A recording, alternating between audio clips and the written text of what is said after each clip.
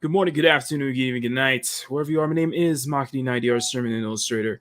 And we welcome you back to the greatest Sunday afternoon art show on YouTube, Makini Live. Hope everybody's having a great weekend. Hope everybody's having a great Sunday as well, especially a Sunday afternoon, where it is 11 a.m. here in California, and it is a bit chilly outside, but we got plenty of stuff to keep us warm, and of course, one person is always keeping us warm, especially me warm, is one half my co-host, Matt Mamabear. The other guy, you better get here. Matt, how are you today? I'm doing okay.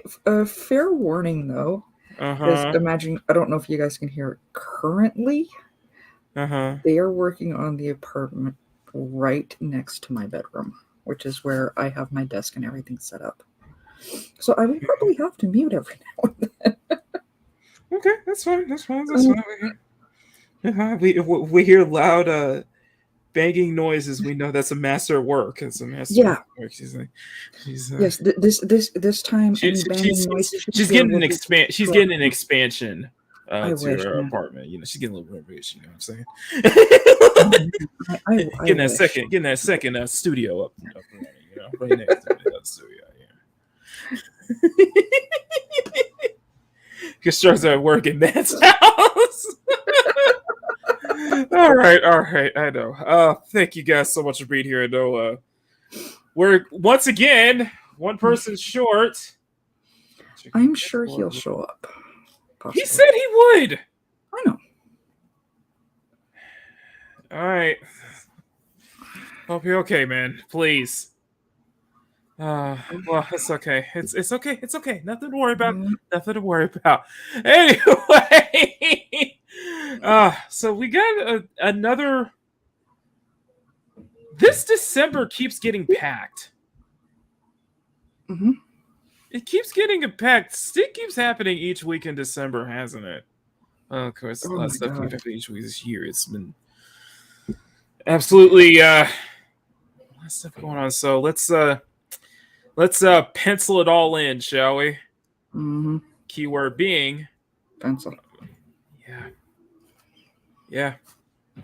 This is page 35 of the sketch diary. It will be back up and running tomorrow at 4 p.m. Pacific. But yes, thanks to you guys who voted, we did this entire page purely in pencils, and I'm very, very happy about that. Now, if you excuse me, I have to step away for just a second because I need one more thing. Be right back.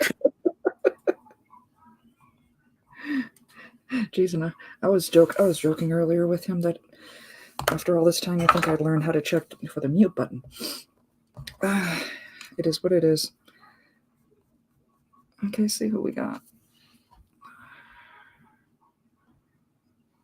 Yeah, that'd be fantastic work. Well, at least we got the stream elements bot running.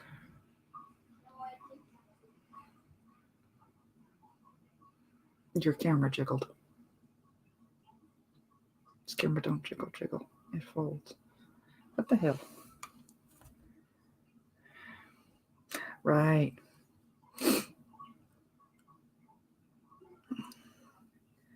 Yeah. You know you're muted, right?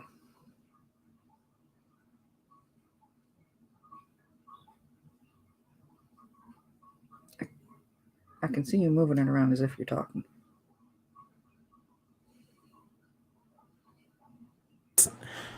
Okay. That's one. No, I need to get a napkin, toilet paper here. But what it does, it keeps the pencils from smearing. These pencils tend to, so you don't want to. I really don't want the pencils to smear all over the place when I'm putting this together. And man, I'm loving to put this together because he had to shut up. No. Yeah. So let's get. All right. Before we. Half the time, I don't know when you say that, I don't know if you're talking to me or the chat. Okay, so before we say hi to the chat, I do have to acknowledge a couple things, or one thing specifically. And I want to say thank you to both Javamation Studios, Java, and my second co-host, who isn't here right now, Bruce Lombardo, as they have rejoined the channel, and they are back to being CSF Nation members. So thank you, boys, so much. You guys are amazing, and that means I get to play this. And for all my new channel members, this is for you.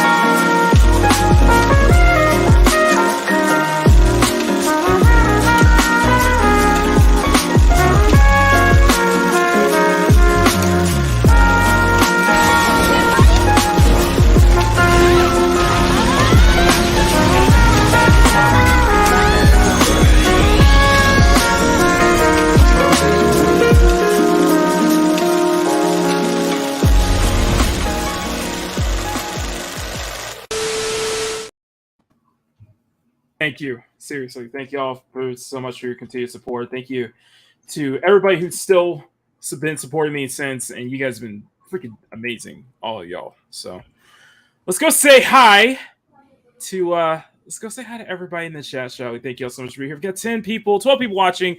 More people will definitely start popping in as we progress through this afternoon. And if you guys can, please share the stream out.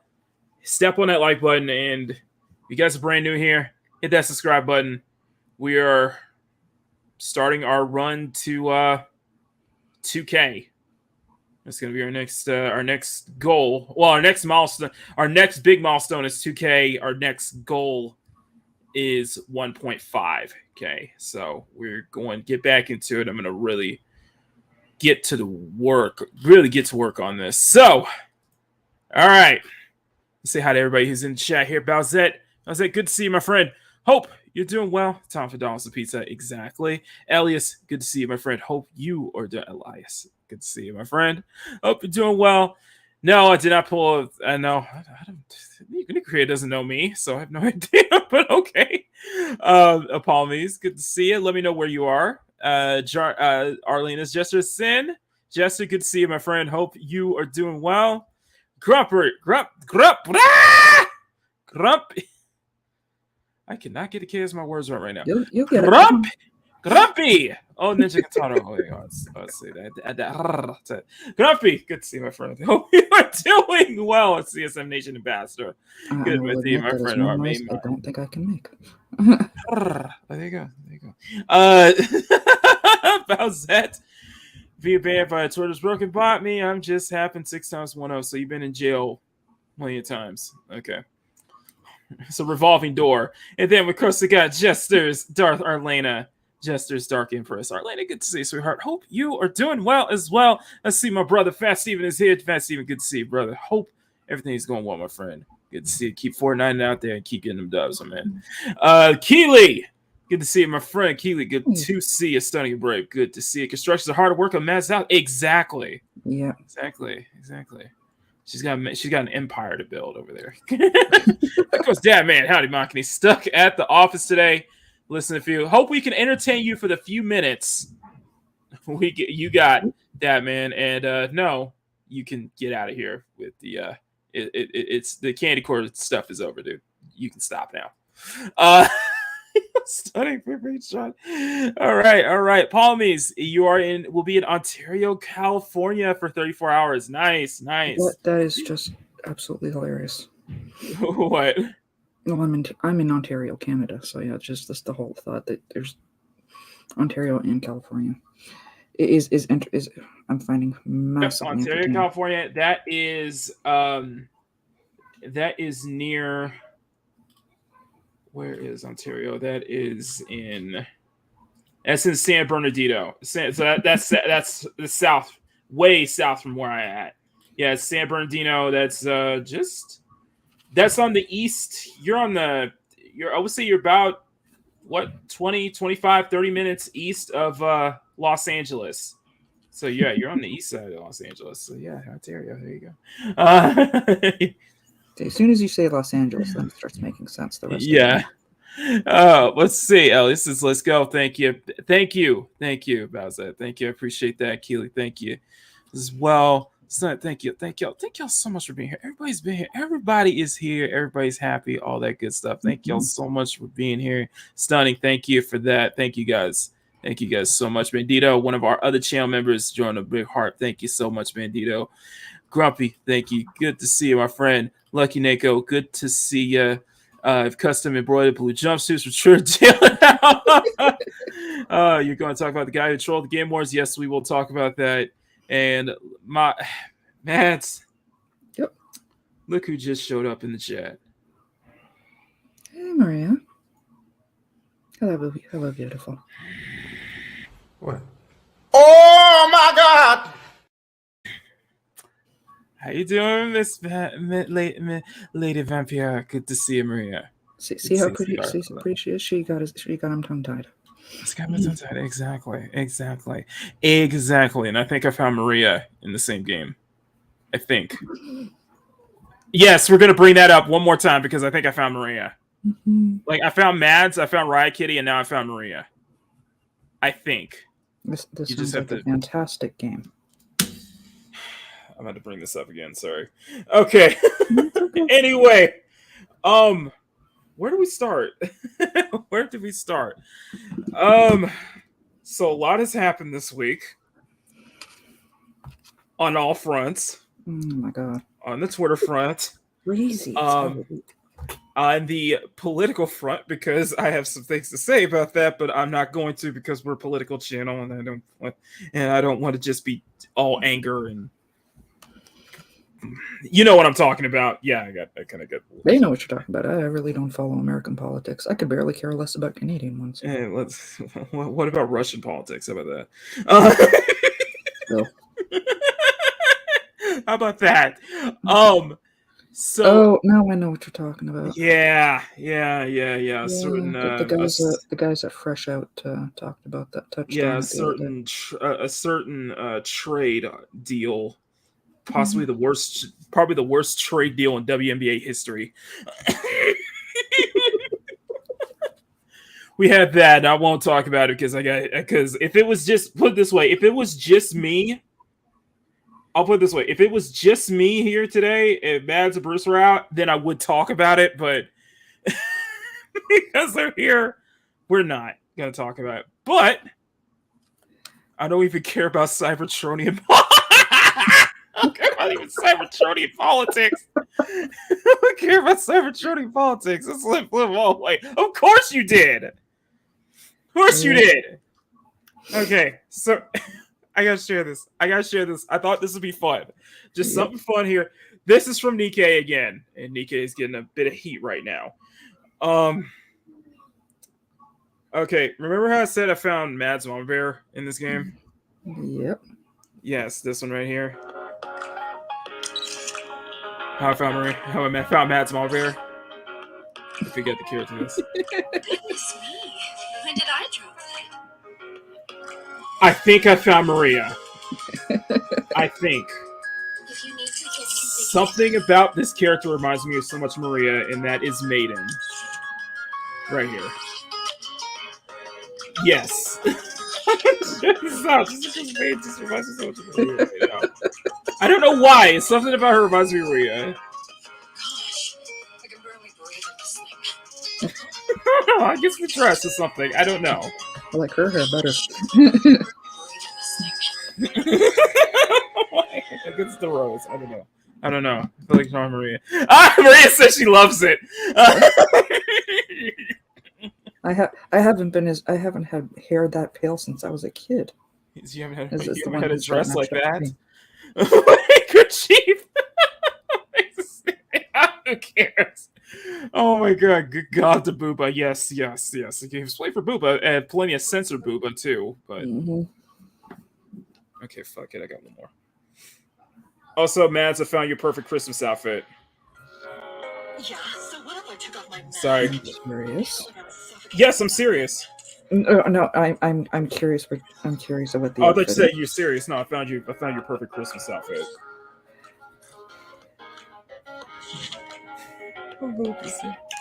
Here you go. Here's to a Merry Christmas together, Commander. Jiggle and everything. I'm sorry. Can I play that again? Here's to a Merry Christmas together, Commander. Yeah, I would require someone to wear that around. Not you, but somebody to wear that around. Maybe a character of you to wear that around.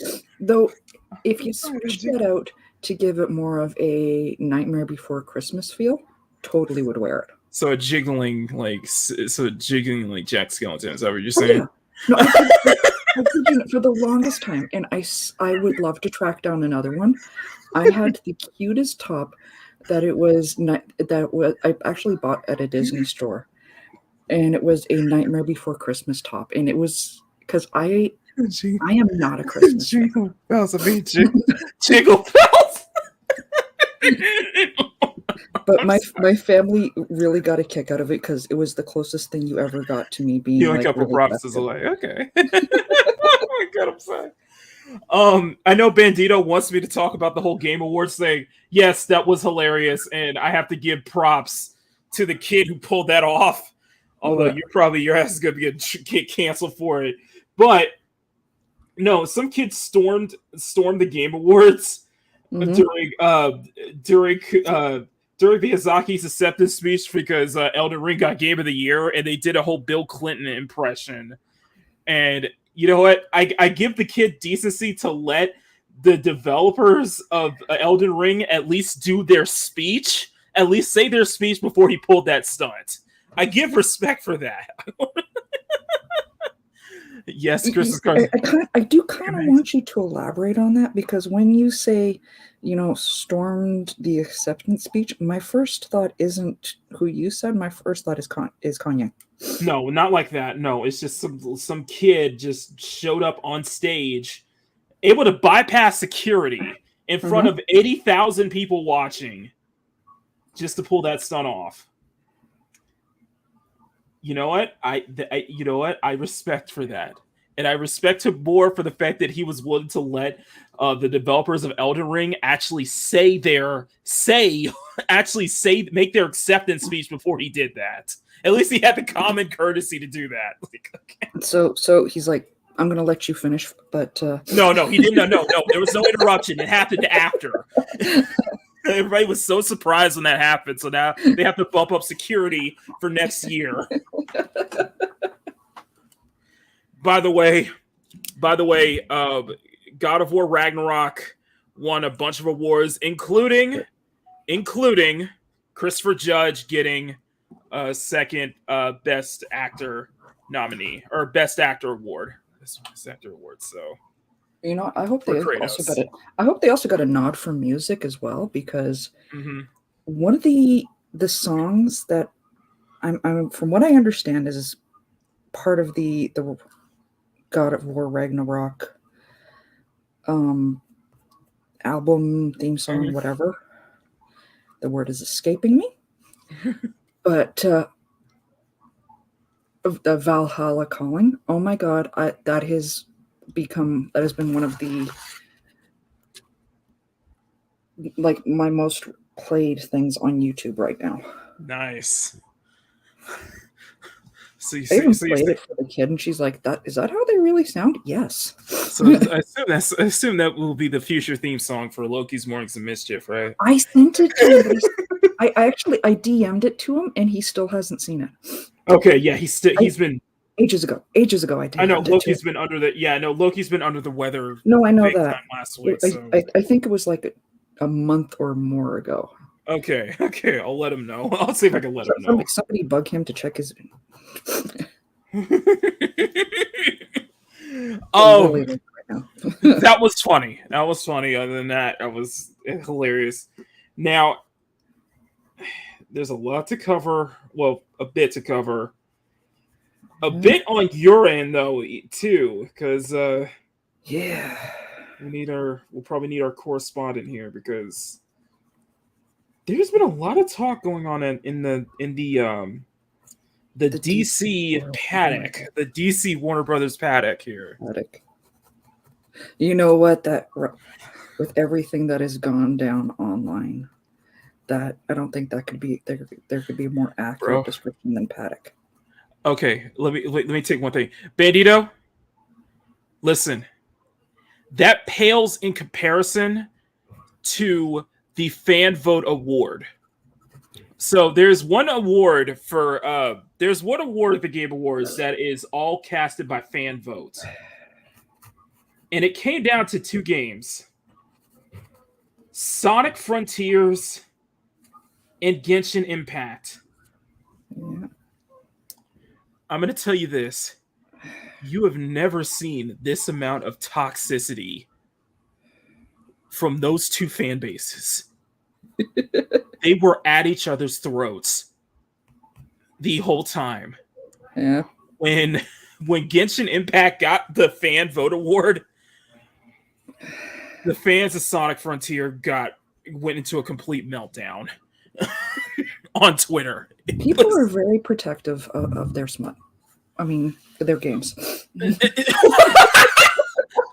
Was that a Freudian slip? Semi-Freudian. Yes, very protective of their fan base. We're no stranger to that. I'm just saying their fan bases where I wouldn't even touch with a 10-foot pole. I straddle both the DC and Marvel fan bases. I get it. Yeah, but nothing pales comparison to Sonic's fan base, or let alone Genshin Impact's fan bases. And I mean the toxic side. I wouldn't touch that with a 10-foot pole. Yeah, you've already heard into the weird side of Sonic, in my opinion. So yes, was into that weird side when I was in the 5th grade. So I was that.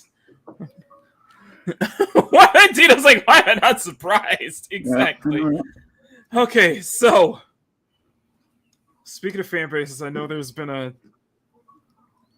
I'm gonna let you lead on this one because I've been hearing nothing but talk about this, and it seems that there might be some plans laid out for the future of what are they calling it now? DC Studios. Yes, DC Studios, which is head run by James Gunn and Peter Safran. Of course. Can I stop you just for 1 second, please? Absolutely.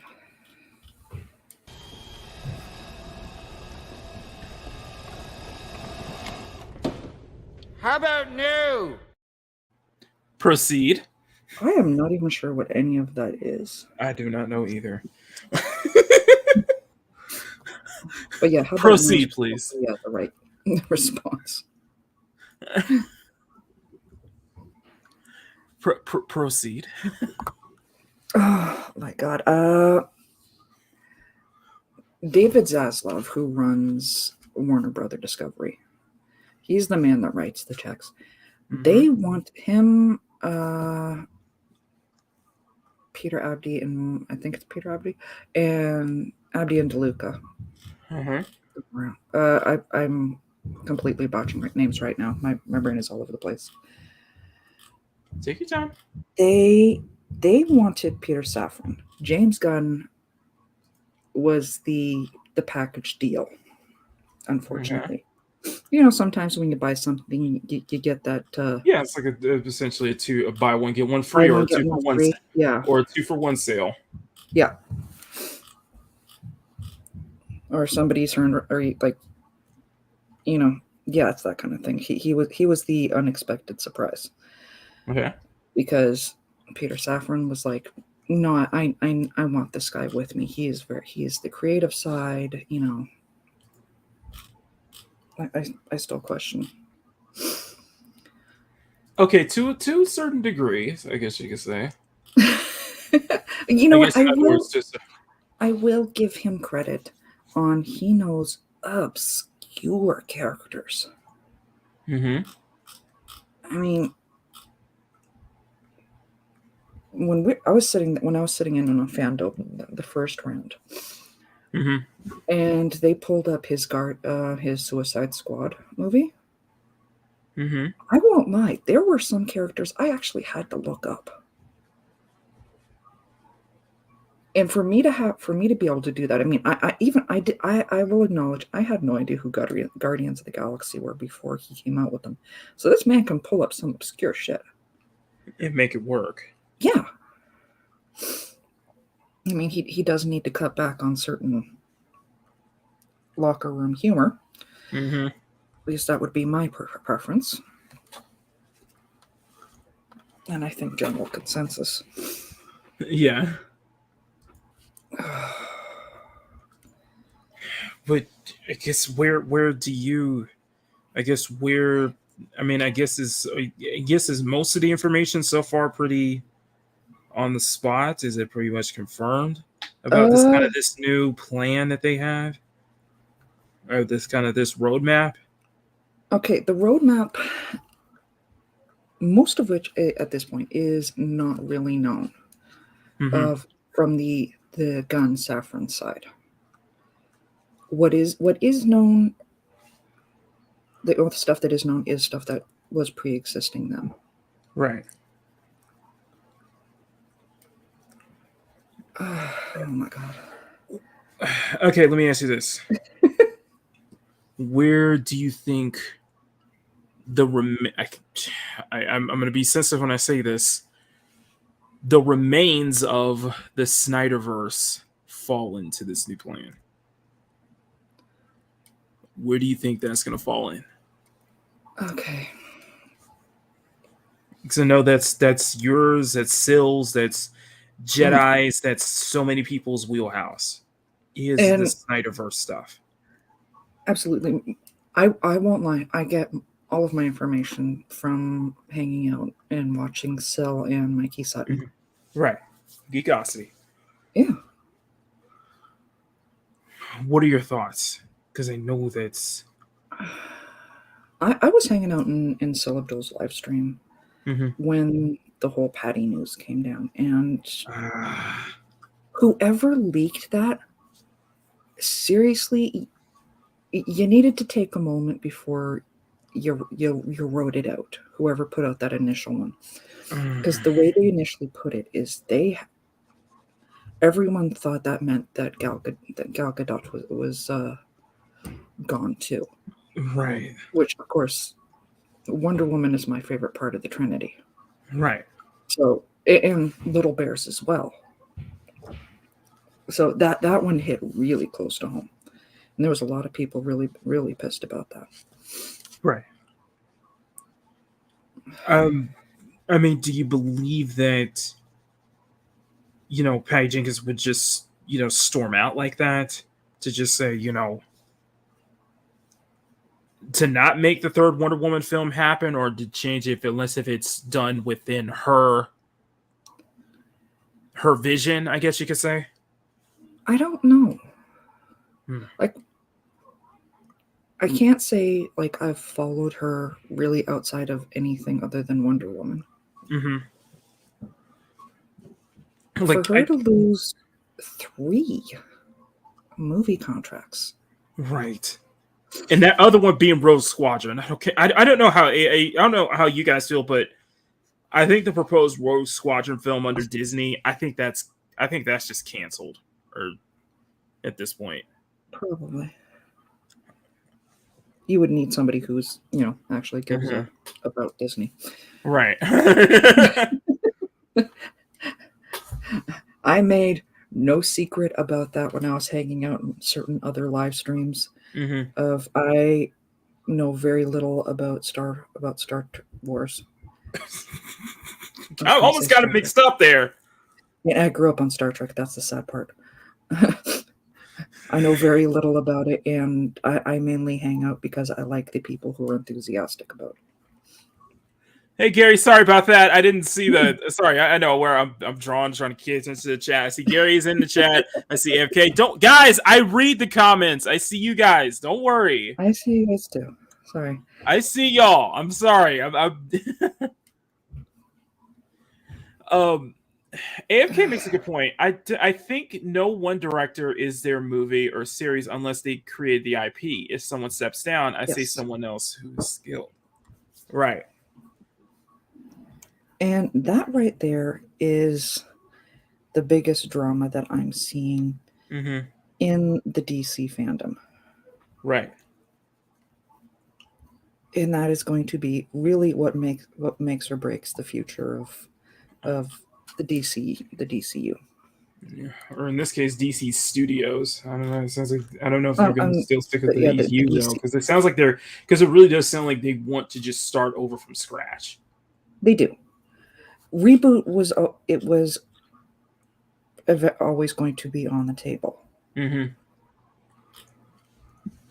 mean, the Snyderverse did start a long time ago, movie-wise. It did, and I stand by say that it was a mess, and it should have been handled so much better. See, I hear those knocks, and that's probably from the fandoms coming after me right now. I stand by what I said. It was a mess. When you really think about it, it was a mess. Not from just what's been going on in front, but behind the camera and behind the scenes. It should have been managed so much better. I'm just going to go out and say it. There you go. All right, continue. I'm hoping I can. My problem is not you. Okay. But yes. I may need to let you talk for a minute. Yeah, because it sounds like they're coming after me for that. And see, the moment I bring that up, they can't. It sounds like they're trying to saw their way through. Right? There was earlier before I actually clicked on the link from you, that they were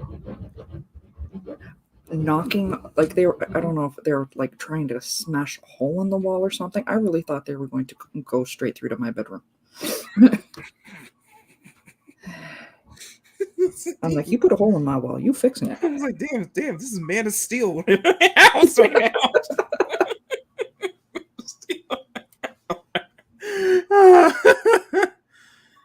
It's just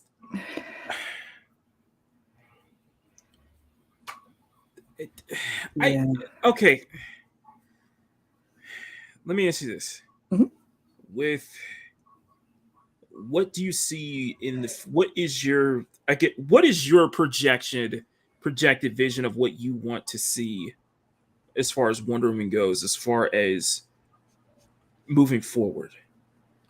Because I know you want Gal Gadot. You want Gal Gadot to stay on there.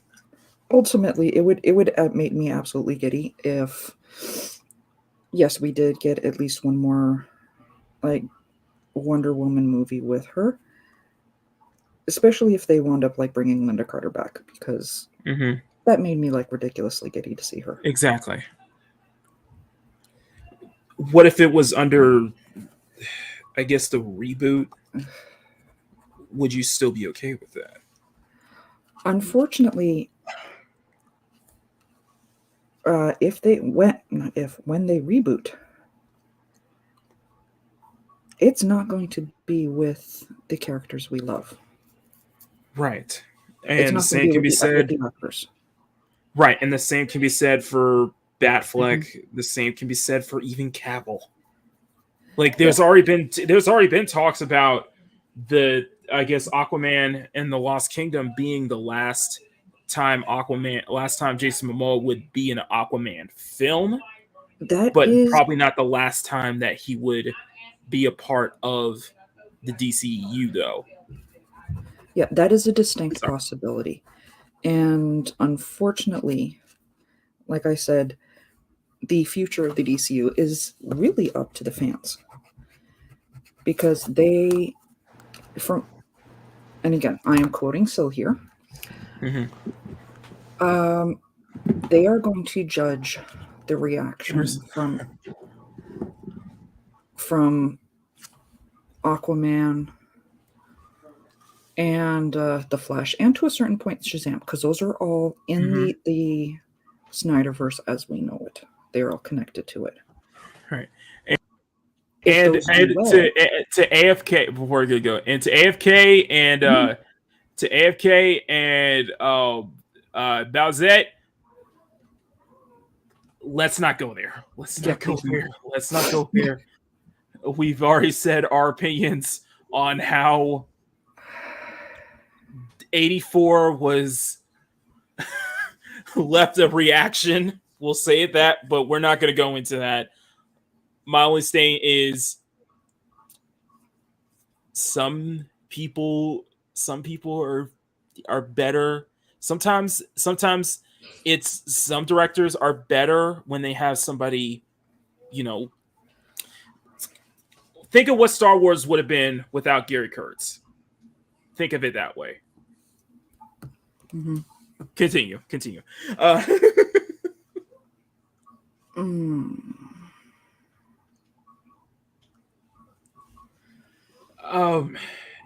Well, it's interesting. No, sorry. They are going to judge the reaction from, again, Aquaman, The Flash, to a certain point, Shazam.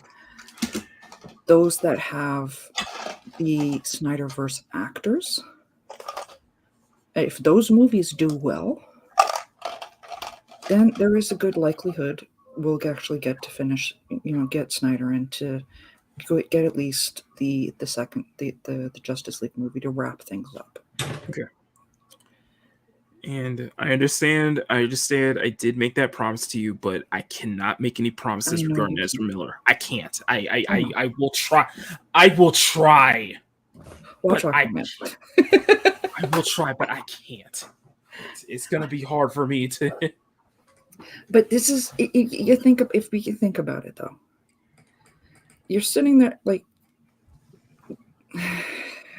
You're demanding a particular thing. They don't have it. Do you think if you're going to sit there and refuse to eat what's in front of you, do you think they're really going to give you more food? You know, if you want Zach, you got to support his actors. I know. I just ultimately want to see this better. You know what I mean? I just want to see. Me personally, I want to see DC actually be properly managed, not to just be. My thing with the Snyderverse and everything was that it was mismanaged. It was mismanaged thanks to what's been going on behind the scenes. Mm-hmm. It's been mismanaged because it's been incredibly inconsistent. No offense. It was incredibly consistent.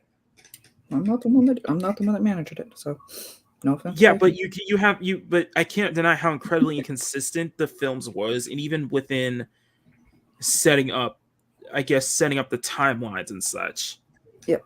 It feels like there was like what a lot of people said about Disney Star Wars. It feels like there was no legit floor plan, I guess you could say. And to a point, there wasn't. Yeah. I mean, okay, this is how we're gonna, because what you saw with the MCU is what at least the 10 years, the phase 1 through 3, was that there was a clear plan laid out. Mm-hmm. It all led up to this moment. It all leads up to this moment. We didn't get that with DC. We didn't get that with the DCU. I'm going to be honest with you. I just don't feel like we got that. A lot of that was the old table. That was Hamada. Right. And that was Hamada. That was because and Sarnoff. For whatever reason, they really did not want to. They hated Snyder. They seemed to hate everything attached to him. Mm-hmm. Even relatively. Exactly. Yeah. Yep. Yeah. Just this need. I hope if that's the one thing I just want from DC, Warner Bros. Films moving forward, is that have a plan, have a base plan, have a floor plan, have a timeline laid out of what events are going to happen, and stick with it. Mm-hmm. Don't just veer off. Don't just do this, that, and the third. Be consistent about it. Stick with it. Yeah. Because that's one of the reasons how Marvel became the success it was because they stuck with it with phases 1 through 3, because it was all leading up to the Infinity Gauntlet. Everything was leading up to it. Everything was setting up for it. You can set up something like I'm sorry, can I go on a little rant for a second? Go, rant away. You had something perfect with Darkseid. You have something the way that you had Thanos as the main central villain for the entire universe, DC could have done the exact same thing with Darkseid. And I would argue that DC, if they went that plan, if they really stuck with that plan with Marvel, the way that the MCU did, Kevin Feige did, I would guarantee you they would have done it better. They would have done it better. Absolutely is. They would have done it better because DC has a lot of great stories that they can adapt and utilize to build this universe, to all set up for the big fight with Darkseid, an Apocalypse War or something like that. Mm-hmm. You know, just saying. They could have done it better than Marvel. In DC, like I said before, you have the one thing that Marvel doesn't have. You have the Holy Trinity. The Trinity that has so much more name recognition than most of the heroes in Marvel. Yeah. Like, people know who Batman, Superman, and Wonder Woman is. That's your ace in the hole. Just a thought. Anyway, I gotta say hi to my other co-host, Bruce. Are you there? Bruce. Yeah, are you there? How are you feeling? Pretty fucking good. Excuse my French. We have an entire thing with Jack Kirby. We have an entire backlog of stories in the DC universe. All they have to do, we don't even need creative people. We can take the most bland ass potato salad people out of Iowa. No offense, Iowa. With no pepper, no salt. We can give them jobs to make DC movies. And they can make the most amazing films if they just follow Jack Kirby's work. That's all they've got to do. No. Bruce? Yeah. I want to say, I guess something I want to tell you. I am so happy to see you back. Last week I dug about 20 cubic feet, 30 cubic feet on one job. And I was just in my bedroom, kind of laying there on Saturday, and I missed my buddy's wedding. And I laid there. That was about it. And then the day after, Sunday, I was still laying there. And I'm like, this sucks. Getting old. I'm very happy to have you back because there's something I need to tell you. What did I do wrong? You're fired. Oh, right. You're unfired. I need you. Come here.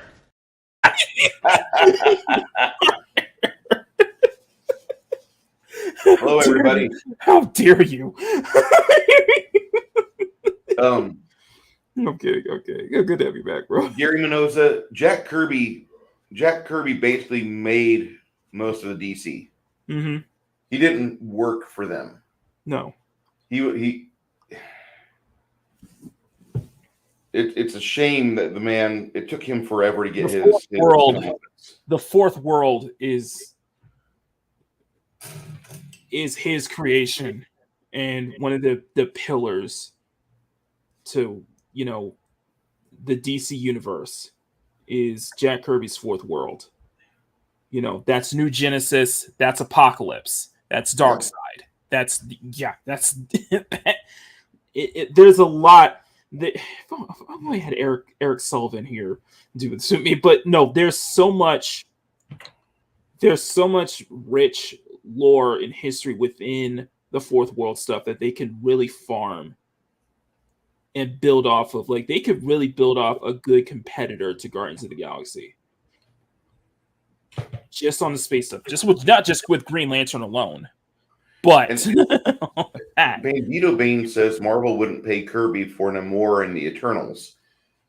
If Kirby was alive at 120 years old and still cognizant, I would hope that man would sue Marvel for what they did with the Eternals. I think he would be happy with kind of the direction of some of the characters. He'd be furious. He would be happy. Specifically with Fantastic Four. Specifically with Namor. Or Namor. Yeah. And just more importantly, just kind of some of the storylines that he was building up.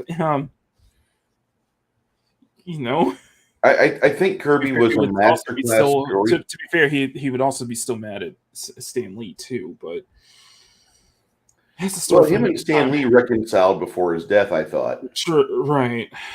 They did kind of kiss and make up, and that made up for a little bit of the decades of BS they flung at each other. And Kirby wasn't absent on the flinging stuff at other people either, but him and Stan Lee did make up at the very end, from what I understood. I can't picture. I agree with you, Jerry. I can't picture Mr. Miracle. I could see a good adaptation of Mr. Miracle. I only have one request. I have one request, and it's a very simple request. Do not adapt anything, and I mean anything, from Tom King. Just don't. Please don't. I really hated. Sorry, I really hated what he did with Mr. Miracle at the end. I absolutely vehemently hated what he did with Batman during his run. Sorry. Go ahead. You're good. We just need. I want you all to be patient. I want all of you to exercise your patience. If you see something coming out with a big name that you like, I want you to wait until you have a chance to evaluate everything properly, because you might be getting a donkey load of false goods. You might be getting the wrong shipment. They might say, we're sending you your favorite superhero. We're going to remake the Firefly series. But if they do, and they don't give the original any respect, and they don't respect the fandom that made the original such a wonderful name, then I want you to exercise restraint and not pull out your wallet. You can still watch it. Don't pay for it. It's true. There's the high seas for a reason. True, and I will still attest to the fact, Grumpy, that there are some elements in the New 52 that I did like. So, I can, but back to kind of my original point, I was telling Mads, is just like, hi Mads. DC has if she's not speaking, it's probably because that, well, they're doing construction next to her apartment, so they can't. She probably has to. She's afraid that the moment she speaks, and she's gonna just you're gonna hear start banging hammers and all that stuff going behind here. A little bit. I was also I mentioned to you that I had fixed up some stuff for the kiddo. Oh, I was just grabbing a quick bite of it myself. Oh, okay. Also, I think I'm afraid that the banging that we heard earlier before you popped on was probably the Snyder fans coming at me. Like, listen, I'm just saying. It's all right. We'll give them Uchi's address. What I will say is just, I do hope that there's some things that stay. If they are going forward, which sounds like they are going forward with the full reboot of the DCU, that there are some things from the Snyderverse that stays. For example, Gal Gadot. For example, Henry Cavill. For example, Ben Affleck. For a lot of things I think deserve to stay, or at least deserve, I would look at this as a second chance. I was like, okay, we got a fresh, clean slate. Let's start off right, and let's do this. Let's do it right. I think I'm in an alternate universe because Ben Affleck is being revered as an actor. What, where, how did I wake up like this? I'm just saying, just you could have, like, if you want to keep up with, like, the Pattinson's Batman, I mean, you can keep that in his, maybe their own separate universe. No Flatman. Say it again? Sorry.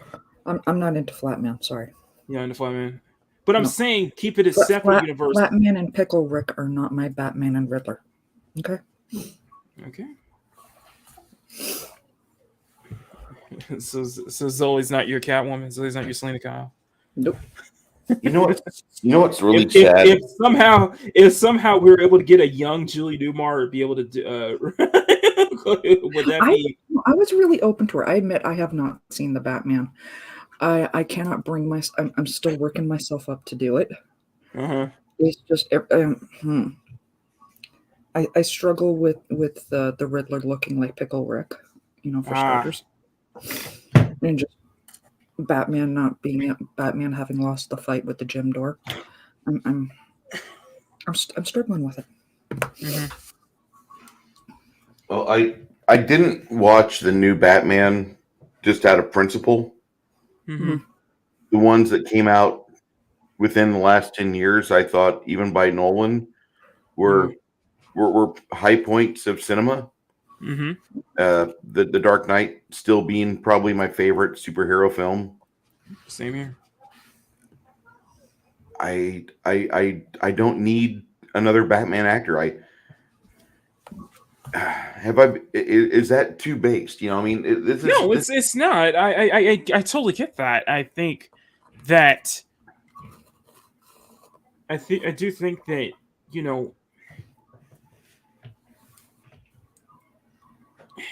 it's such a weird thing with live action though, because it's trying to figure out somebody who can be able to stay with it and stay as the Cape Crusader, as the detective, for more than just one or two films, for more than just a trilogy, you know.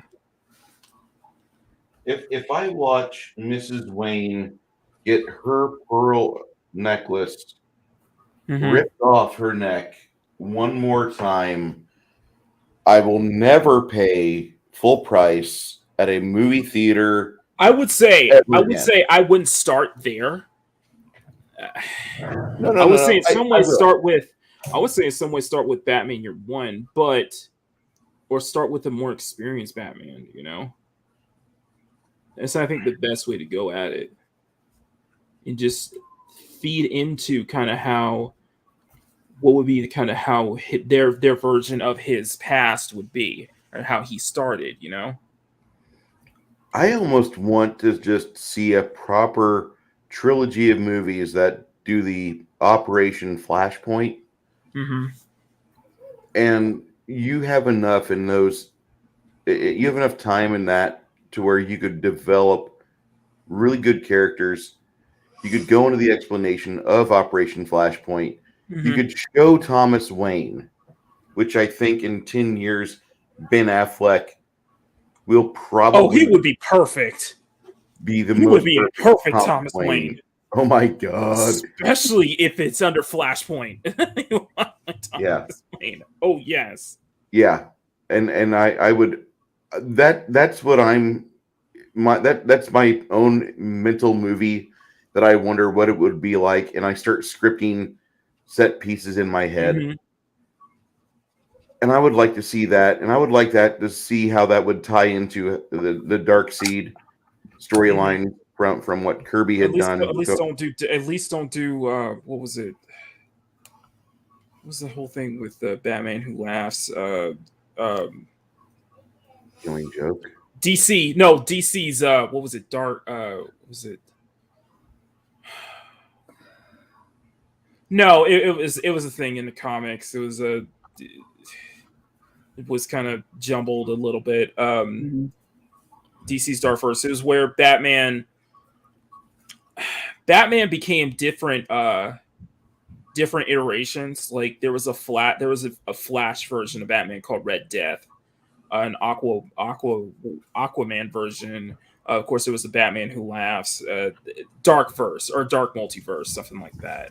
Okay. I probably didn't want them to go that far. Death in a Family would be great. A great starting point. I could see a good starting point for a good DCEU being the Death in the Family. Mm-hmm. And set that in like 1978, 79. Mm-hmm. And then you could by dropping it in the past just a little bit, then each movie that comes out can go like a year or two in the future. Mm-hmm. And they can show these films where they don't have to rely on cell phones and tablets. And right, and they could build up a really good, find somebody to really, really come in and be a really good Jason Todd. You're singing my language, dude. Really good Jason Todd, if they could pull that off. I would like to see that. You know, with Superman, it's just I think with Superman, is it don't start off as an origin or start off with kind of how Man of Steel approached it. I would say maybe start off with a Superman who is already maybe 1 or 2 years already into the game. Somebody who's already experienced. I would not even want Superman involved Yeah, dark multiverse. That's what it is. Thank you, Bandito. I would love to see like Superman's dealing with problems off planet. Mm-hmm. You know, that way you would need the superheroes of the DC.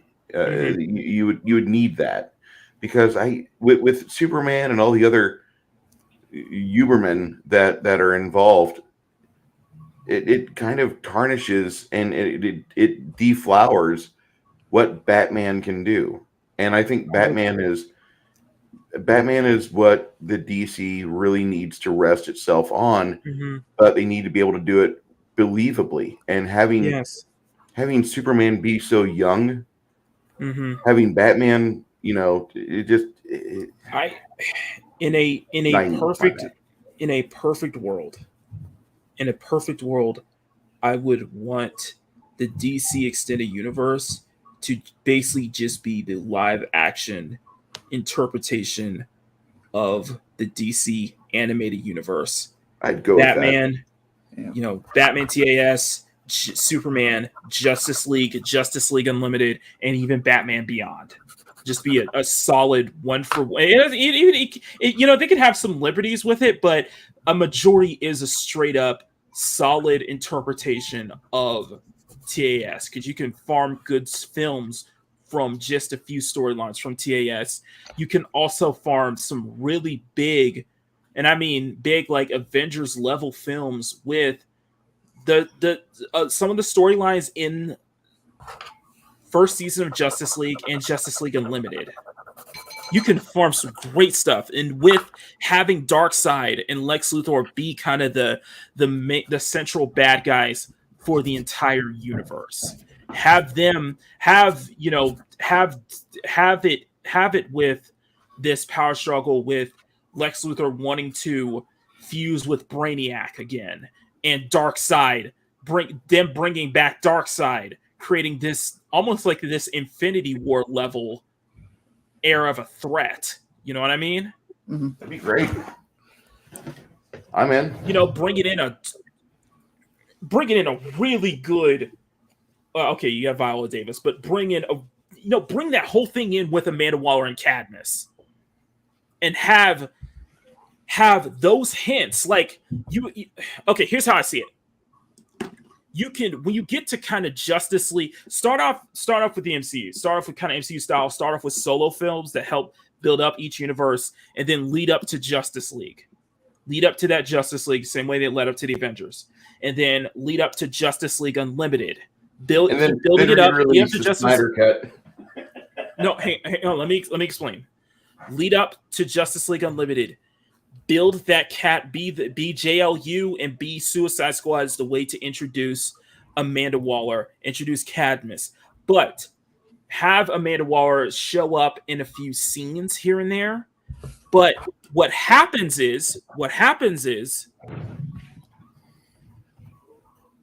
have those subtle hints in the Batman films and JLU films that involve Amanda Waller. Have those subtle hints be setups for Batman Beyond. You know, the fact that they do play a little bit of the fact that they could hint like how Terry was created, how Terry McGinnis was, how they fused the DNA to get to create Terry McGinnis, how Terry McGinnis was born, and you know, build that tragedy or build somewhat of that tragedy to set up Batman Beyond. You know, you can adapt Mask of the Phantasm as a good, or Mask of the you know what? I didn't think about this. Yeah. If you want to do, I would say a good live action, a good attempt at like a live action origin film for Batman would be an adaptation of Mask of the Phantasm. Because that's how you set up Batman, and that's how you set up the Joker. If they want to go that route, because I think that'd be perfect. Basically, what I'm asking for, sounds like what I'm asking for is basically a 1-for-1 recreation of Bruce Timm's animated universe. stunning and or pretty Cavatin much, Uche, but because they did it so well, because it was Cavatin Uche. I never saw Infinity War or Endgame. I saw Infinity War and I liked it. And for me, that's where the MCU ends. you can set up the dispute with Robin, which leads into him becoming Nightwing, which even sets up Teen Titans. They could set up the Titans like that. They could set up Flash like that. A really good Flashpoint, a really good proper Flash would end with maybe a Flashpoint. Maybe with it. There's so much they can do with it. Yeah. Seriously, so many stories that they can utilize to build a really good film universe that would rival that of the MCU. Even better. Do it better. You know what I mean? Mm-hmm. They have the material right there. Sorry, I really went into that. I think I'm done. I think I kind of made my point there, but You're fine, dude.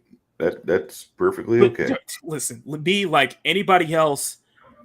When we heard that, Michael Keaton is coming back as Batman, our first thought was, please let Michael Keaton be Bruce Wayne in Batman Beyond. Please let this just be a straight Batman Beyond version. God, sorry. There you go. Sorry, I went. I think Megatron had a great point. Green Lantern. We talked about this earlier, didn't we, Mads? I think so. We talked about this a while back. Green Lantern can exist in its own universe, and maybe you could build just a separate sub-universe with just Green Lantern stories. Although I would argue that although my argument is that if they go with that route, I would want them to start off with Hal Jordan first and then move on to Kyle Rayner and then John Stewart. Me personally. See, what I'd really like to see, Green Lantern wise, like if they were going to do like a movie saga or whatever, take the Green Lantern animated TV series. Yes. Yeah, make that into real live action.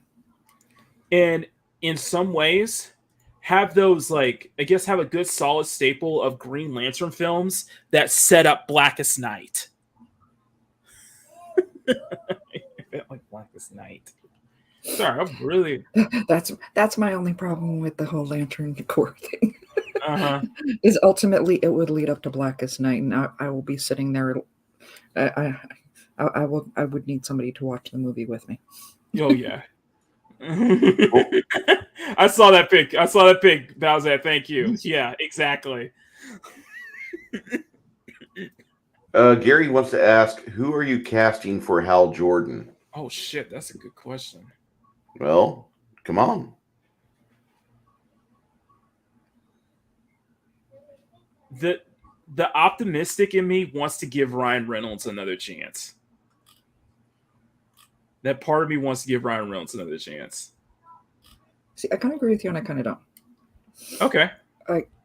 For the most part, I would love to see more lesser-known actors. So I'm not sure if there's anyone I could say for sure, definitely.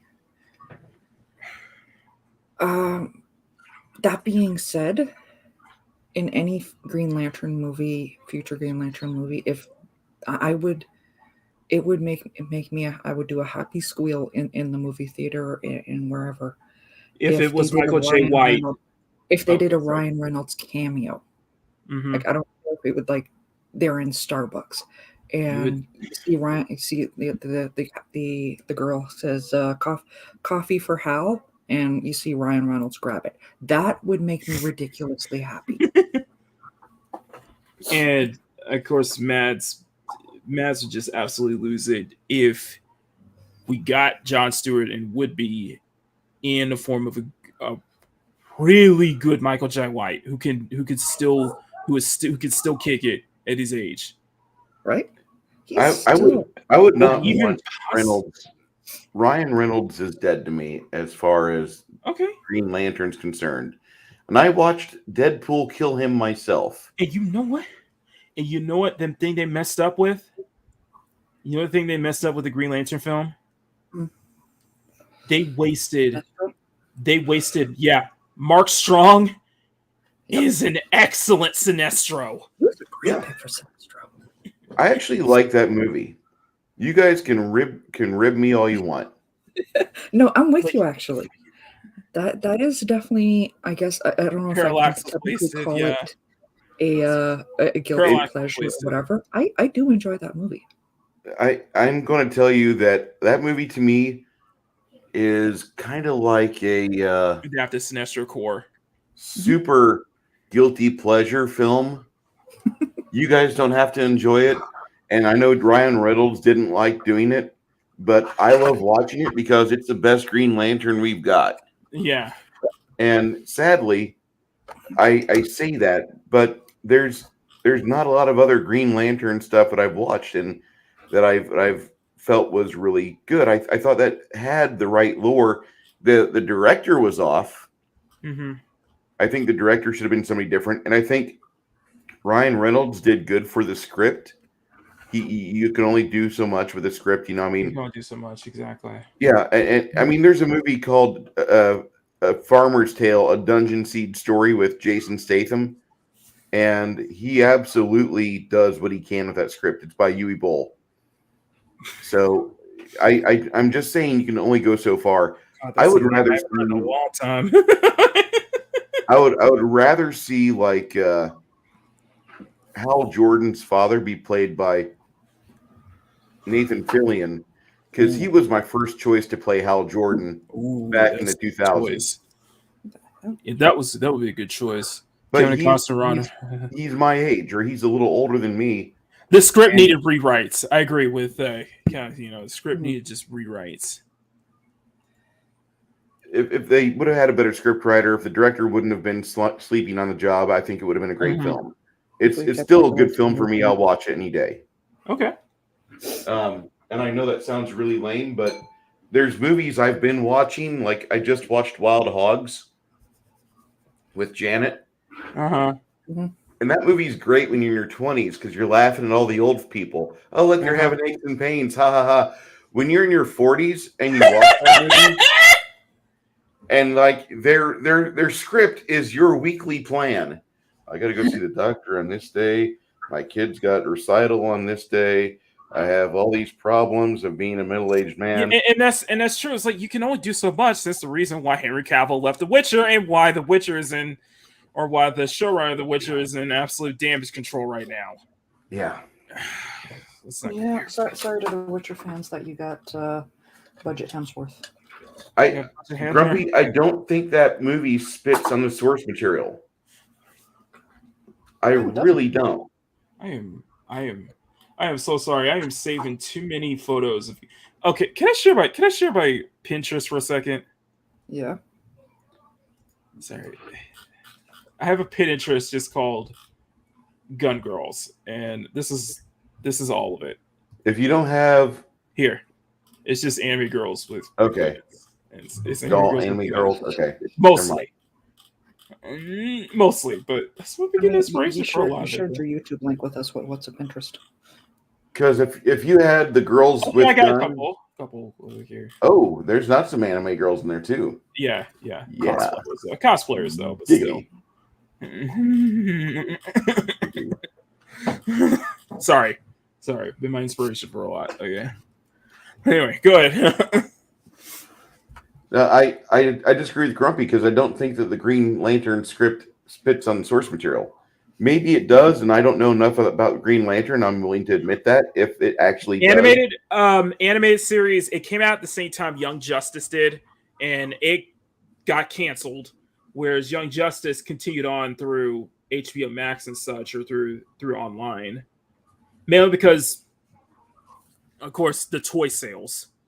Cartoon Network. This kind of what you expect. Well, initially, Young Justice actually got canceled around the same time that one did as well. It did. It's just Young Justice got brought back, where the Green Lantern series didn't.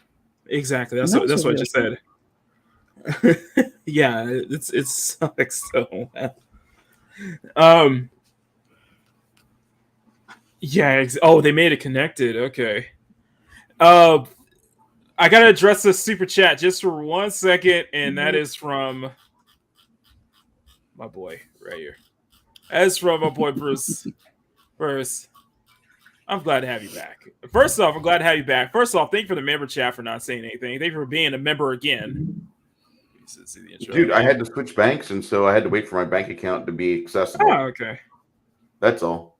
Oh, so you didn't. Oh, okay. So it was a so it wasn't a it wasn't a PayPal thing.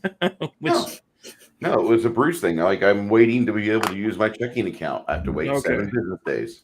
Ah, okay. And Java came back as the ambassador, so thank you guys so much. And Bruce, I agree. I probably need to show you where I got the pencils from. I've been watching what you put up on YouTube. In the community tab? In the community tab? Yeah, your community tab stuff is fantastic. I think literally, and this sounds bad because I said the word literally, but I think you should be using YouTube like other people try to abuse Instagram. Mm-hmm. I get a lot of likes there. I get a lot of likes there. People. You would. I think you would be best to do at least one daily drop on the community tab in YouTube every day. I'll try to. Starting this week, but no, I was inspired by this artist I found on Twitter. Texas artist too, White Box Studio, and in this sketch right here, this pencil drawing kind of inspired me to go back into pencils. I love that. I absolutely love that. So it's like very fantasy based. I love the pencils. This is absolutely gorgeous stuff. So, dude, very fantasy based. It's gonna get inspired by that. So yes, and I had to share that one. I went to Grumpy and Matt's. Good Lord. Yeah. So. It's like that. So yeah, that was kind of what got me into doing pencils. Just for this page. This is page 35 of the sketch diary, and I'm doing pencils again. I'm doing it entirely in pencils because everybody voted for me to do pencils. So thank you, Bruce, and thank you everybody else for voting. So Bruce, thank you for the $5 super chat. This one is let's see. You know what? This is just for you.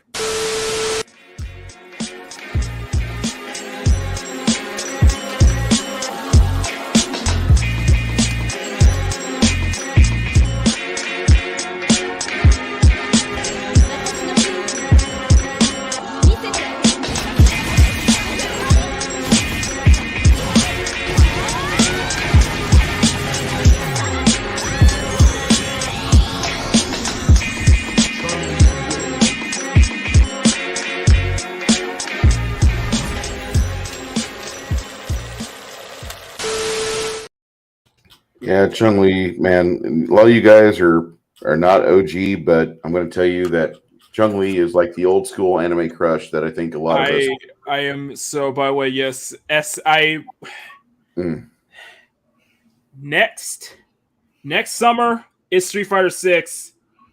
You damn right. I'm going to be updating most of those clips for Street Fighter 6 once it comes out. That is next summer. That is next summer.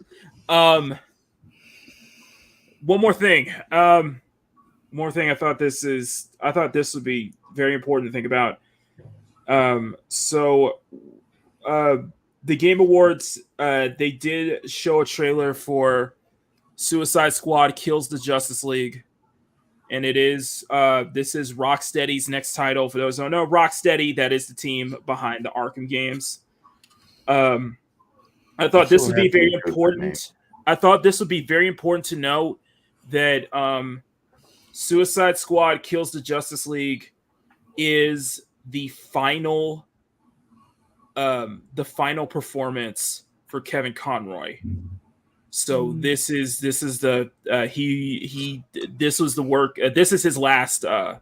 This was his last performance, his last job before he passed. So he was doing voice work as Batman in Rocksteady's next title. So if you guys are very much interested, I've definitely piqued my interest since this is the last performance of Kevin Conroy. So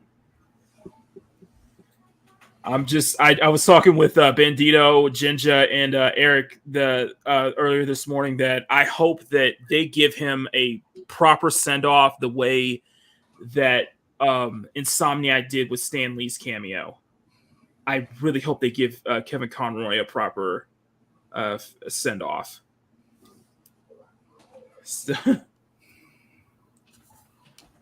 He didn't voice Bruce in Gotham Knights. Grumpy. He didn't voice Bruce in Gotham Knights. So that's his Kevin Conroy's voice is still in DC Universe Online, but his last role is Batman in the Suicide Squad game by Rocksteady. So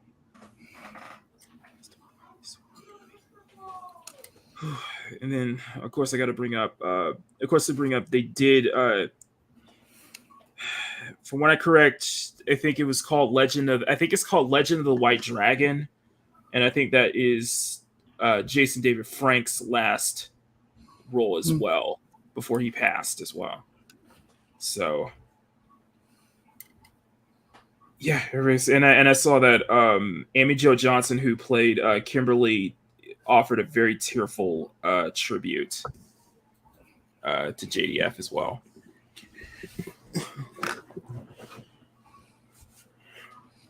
Sorry, that was a lot of stuff to go into, but so I thought those were worth talking about. Another the DC stuff we really got into. I think the safe to say is to keep your eyes peeled. Keep your eyes peeled, and whatever we hear about, we got our official DC Warner Brothers correspondent. Co-host, she gets the inside. She's our source here. You know, we have sources now, so she brings us the inside scoop.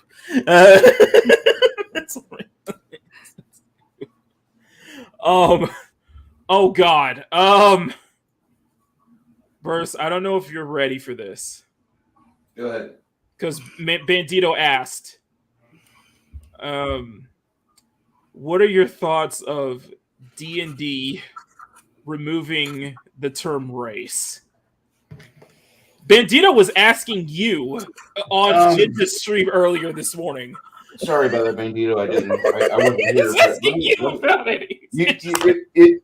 If you want to, first off, I'm going to tell everybody here that plays the game that any tabletop game, it doesn't matter if it's D&D, Marvel superheroes, DC, it doesn't matter what RP you play at a tabletop with your friends.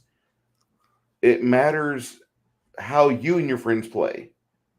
So no matter what words they put in or take out of the books, that's I'm kicking myself because I kind of missed yesterday's Week of Geek.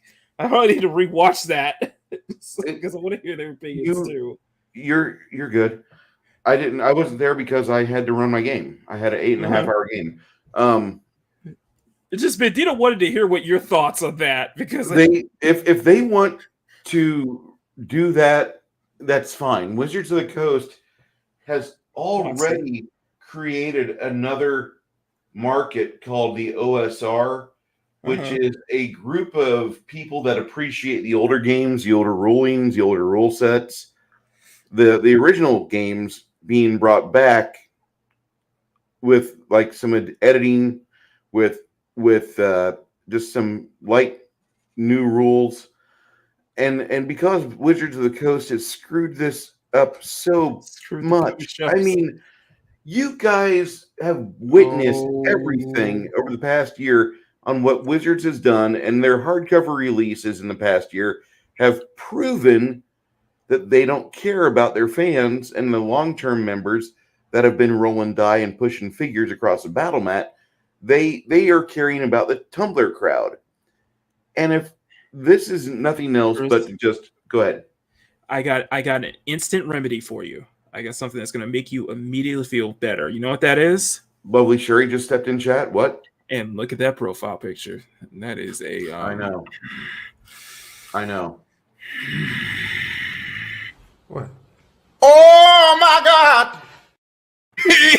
Yeah, exactly right. Lovely Sherry. Oh my God, thank you for coming in. Between her and Layla Rose. Sherry, honey, I appreciate that you've been loving. I saw that you've been loving my pencil work and loving some of the pencil stuff I've been posting up. Thank you, honey. Thank you. But I'm just saying that what matters is the people that make the games have no power over what goes on at a table in a garage or a basement. They have no power. They can release a new edition, but some people don't adapt to the new editions. They're fine with the books and binders they have from the 80s or the 70s. And there's a lot of tables that are like that. They're using their own rules because the first iteration of rules that came out said, here's the rules for this game. If you want to add or subtract rules to it and make it your own game, you're completely able to do that. It's your game. It's your table.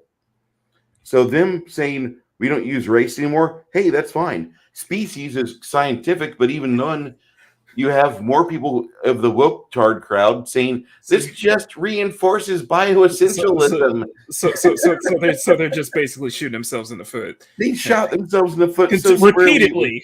Yeah, they don't have a foot anymore. So I think it's great. If Wizards of the Coast wants to ask stupid questions, we're going to give them stupid answers. But with stupid games, with stupid prizes, is that what it is? Yeah, that's exactly what they're doing. They've already lost a lot of their segment crowd. I'd like to know what their hardcover book sales are. I really would, and I'd love to have a chance to look at their actual numbers because I'm pretty certain they're low. The people that are buying these books, the people that are running their games now, they only run a game for 5 or 6 sessions at most because they're taking bad ideas from Tumblr and trying to put them in the table. And the game falls flat after 6 sessions. It's just 5 kids at a table looking at their iPhone trading memes. And that's like what they do for 3 hours. All right, well, we killed enough orcs. We'll see you guys next week. Okay, we'll try again. And they're not playing a game. They're just in there and they have like one half-ass combat. They bitch about things like most supremacy. And then they do nothing. They have released a book trying to ride the success of a 1990 release called Spelljammer, and then they had another one called Dragonlance. Neither of them paid tribute or had any of the lore from before. In fact, one of them went back and tried to erase because they had a background in the S word, which is not a bad word. It's kind of how the world has been formed, and it's still used in Africa to this day. Bruce. Uh-oh. Sorry. Cappuccino, I always wear pants. I always wear pants when I stream. Oh, no. I don't. Bruce, don't show it, please. Oh, God. I'm not zooming in. Mads are... Never mind. I'm not even going to ask that question. Mads has like a... completely like onesie going on. I'm certain. I assume it's the bear onesie. Yeah, she's got the friendly Canadian bear onesie on. Is that again, bad? Sorry. I'm ignoring that Canadian bear thing, and that's a girl. Oh, but no, my bear onesie is hot. Oh, really? Not in the fun way. No, it is. No, I've got just some sweatpants on and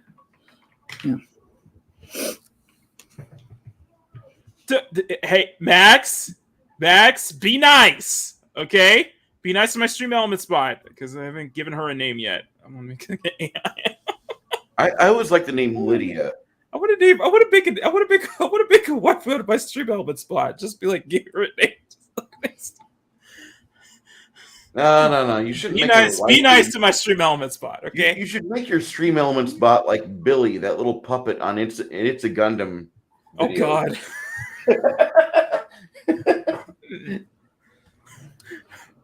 Call her Siri. No, I'm gonna call her Bestie. I might call her Bestie. I might call her Vesti. Let's empty out your super chat ducats box into Amaranth. I do want to share this just because we'll pause it. Hopefully, we don't get completely claimed by YouTube. Claimed, hopefully, but I just wanted to share this. I'll stop. We'll stop and pause. Too loud. Too loud. How many times you willing to get burned before you stop trusting someone?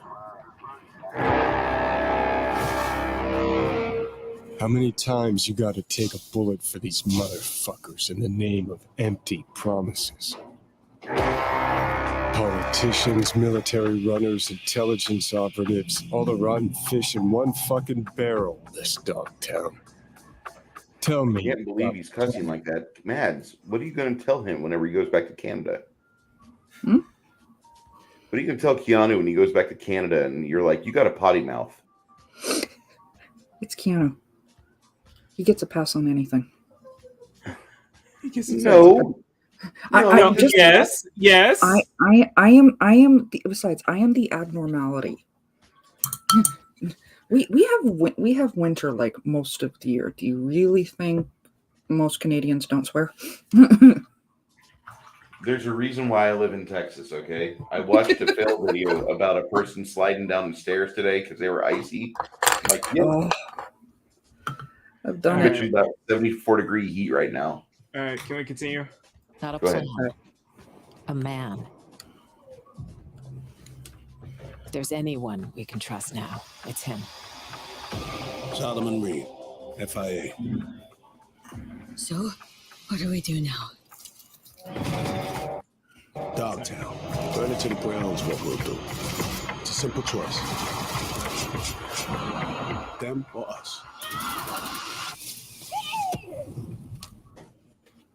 Peace comes at a price. Someone's always got to pay.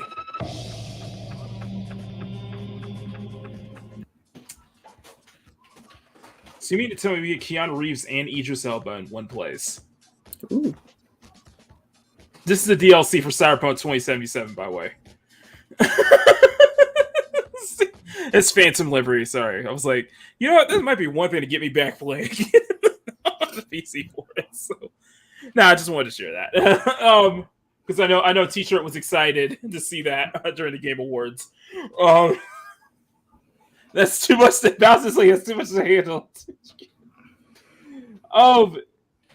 Man, this has been a really it's just been a lot to go over. This has been a crazy week. More and more, we're hearing more of this stuff that goes on around Twitter and Elon and such, and even Jeremy throwing the idea of Elon possibly buying out YouTube and Google. I don't think that would happen. But if this means that I don't get shadow banned, and creators don't get shadow banned here, then, hey, you know what? Okay, fine. No, but they are doing something with because there were already threats. There's already threats on him too. There's already threats on him too, and then also they're looking into the whole shadow banning thing on Twitter, and they're looking to roll out an update that will actually give you a reason to why you're shadow banned, and not just say you just shadow banned, you don't get a reason from. They'll actually give you a reason to it and how to reverse it. So, hey, that's a good way to go at it. I mean, I don't have any really real objections to that, to be honest. It's just I find it interesting. It's just like every week we hear new stuff about the whole Twitter thing because a lot of stuff is unfolding, but there's this just like nothing's gonna happen, but at the same time that there's a little part of me that is thinking maybe something is gonna change. Maybe. If not, it's fine. Whatever. It's not going to build a big deal about it. It's just I find it interesting just because there's been news for the past month and a half, 2 months straight up, and it's just like, wow, it keeps going and going, and it's like, damn, everybody's talking about it. Of course, one other thing is that y'all got to be careful out there because Tim Pool got swatted twice. Multiple, more than that. Yeah, and he's got in 3 the same week now. Yeah, in the same week. That's messed up. It's just be careful, guys. That's all I'm gonna say. Just be careful out there.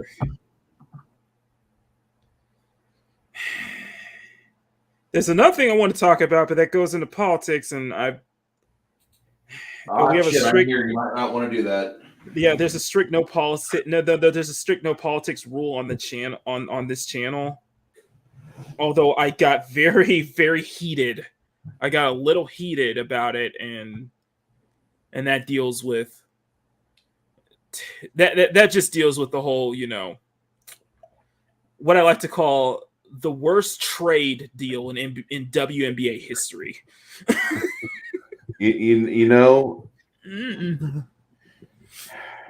I'm happy she's home. Let me phrase that. I'm happy she's home. I'm just not happy about the stipulations that led to this and the fact that we left somebody behind. We've been leaving him behind for years. A couple people have been left behind. And the thing is that he's been left behind. With his situation is so complicated, Makini. We really don't want to talk about that. Mm-hmm. I'm led to believe that it was never home. We do want him home. Don't get me wrong, but he's got a file, a couple of attaches with stuff that you and I are never meant to see. Mm-hmm. And what he was doing, I can only imagine. All I'm gonna say is, I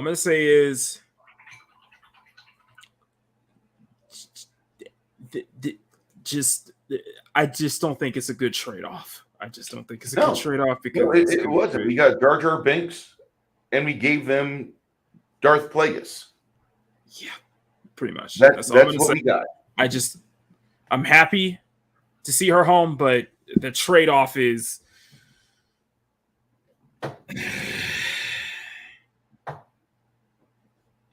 it's worrisome. It is a little worrisome, and I'm not.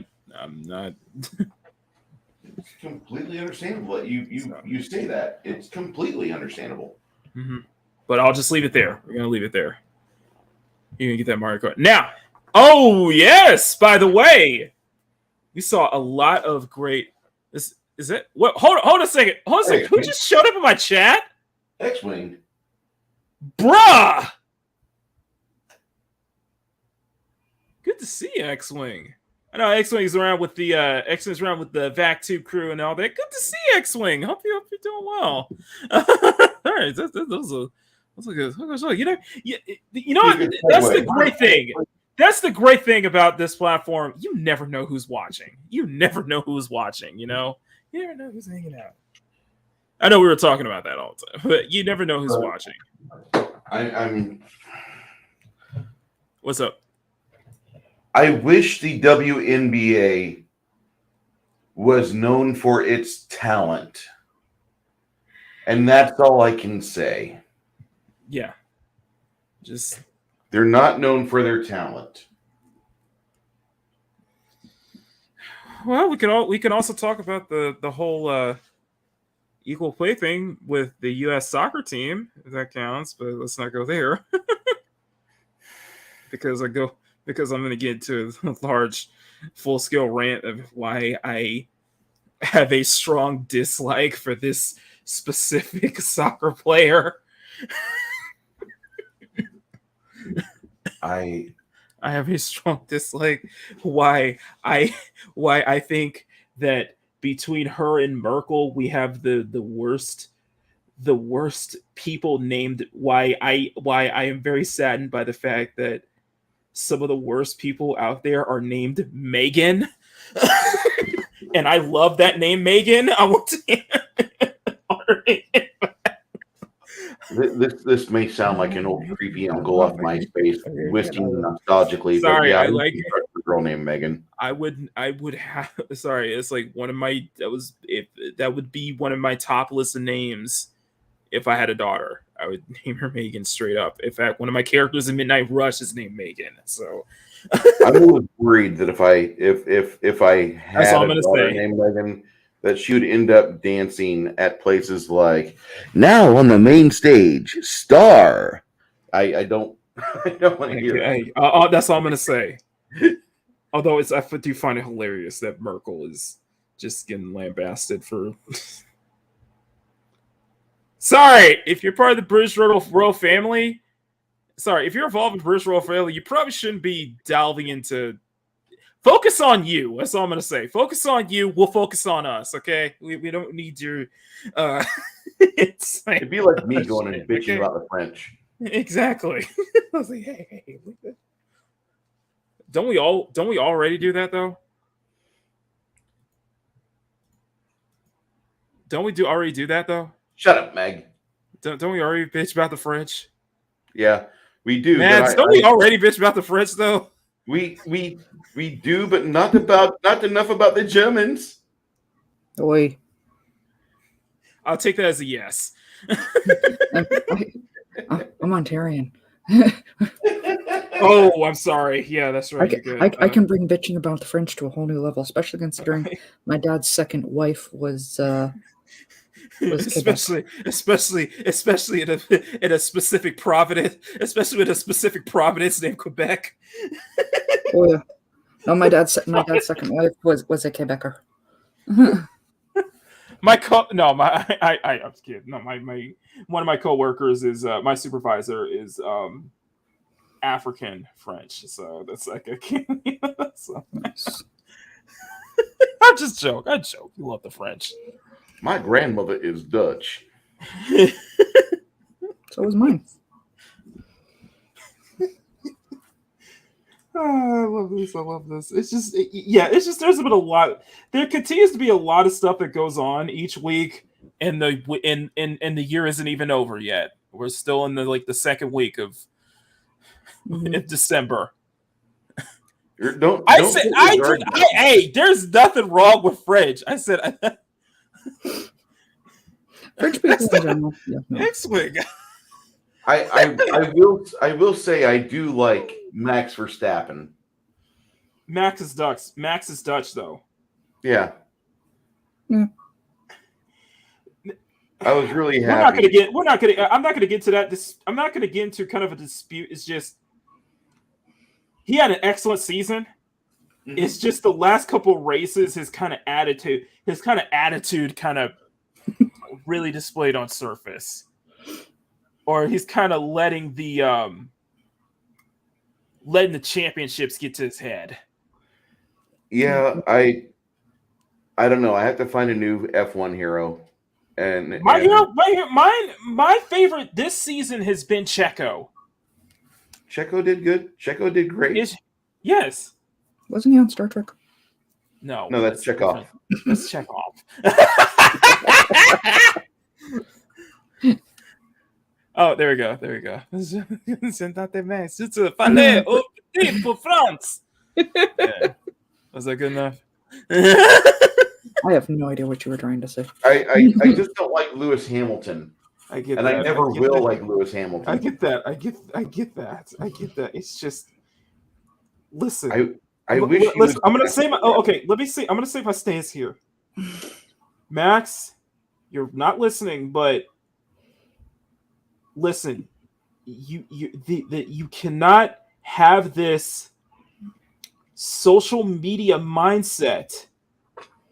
You cannot listen. You cannot listen. Listen to be very clear. Mm-hmm. What happened in Abu Dhabi last year, that's never going to go away. That is never going to go away. Hey, I'm never going to get. I believe you. You deserved that first title. You deserved it, but you cannot get away from the fact that that was a big. What happened in Abu Dhabi last year was a big controversy, and how it ended. And it caused the original race director to get fired because of it. Okay, so what happened was fight for the championship. It ended in a yellow. It was going to end in a yellow safety flag or a red flag, but then the race director decided that we're going to run a 2-lap sprint to the finish because we can't have the championship ended like that. Max got advantage. Took Lewis, able to overtake Lewis almost nearly at the start, and then took home with the championship. There was a lot of controversy with the 2021 season. There's a lot of controversy behind that. And the thing is that Max is that every time people bring it up, Max acts very like Twitter-ish about it. Like, listen, I do think that your first championship was legitimate and your second championship is legitimate, but you cannot get away from that. That was a big controversy. People are going to be talking about that for years. Well, that's fine. They can. But the thing is, Max is a better racer than fucking Lewis. Lewis has a great car. My other issue was that Max won the title. Red Bull won the constructors title. Why would he do that to his teammate, though? Why would he just kind of throw his teammate under the bus like that when they've already clinched both titles? Let him have the position back. There's nothing else to prove. Sorry, nothing else there's anything to prove. You completely agree with that. I completely agree with you on this. Mm-hmm. So I am very worried about that season because. We'll wait for Checo because I think if this bickering between the two continues on, and Checo's probably going to lose his seat because Red Bull favors Max. It's clear, straight up. He is the top part of the team. He's almost the team principal more than Christian Horner is at times.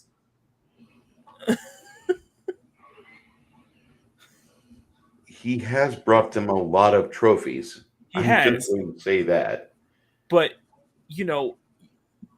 just remember that, you have a teammate there. They helped you. Keep in mind, if it wasn't for Checo's defense, you probably wouldn't have been able to win your first title.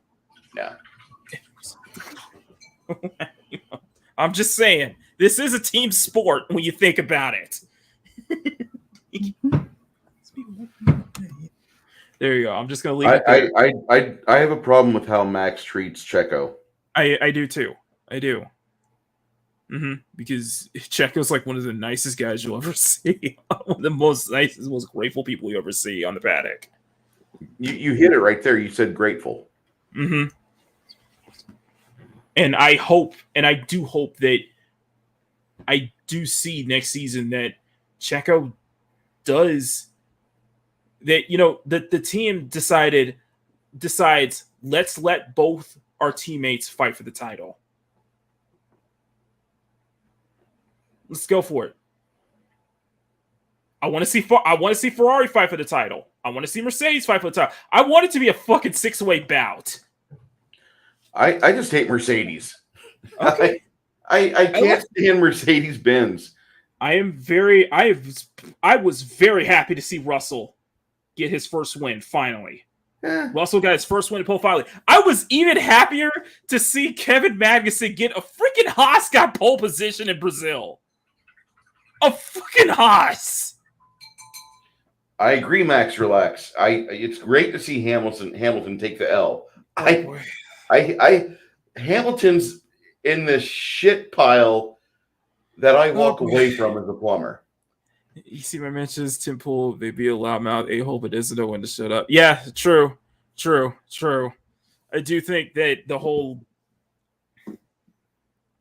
it sucks because I'm listening to Kanye right now. That whole back and forth,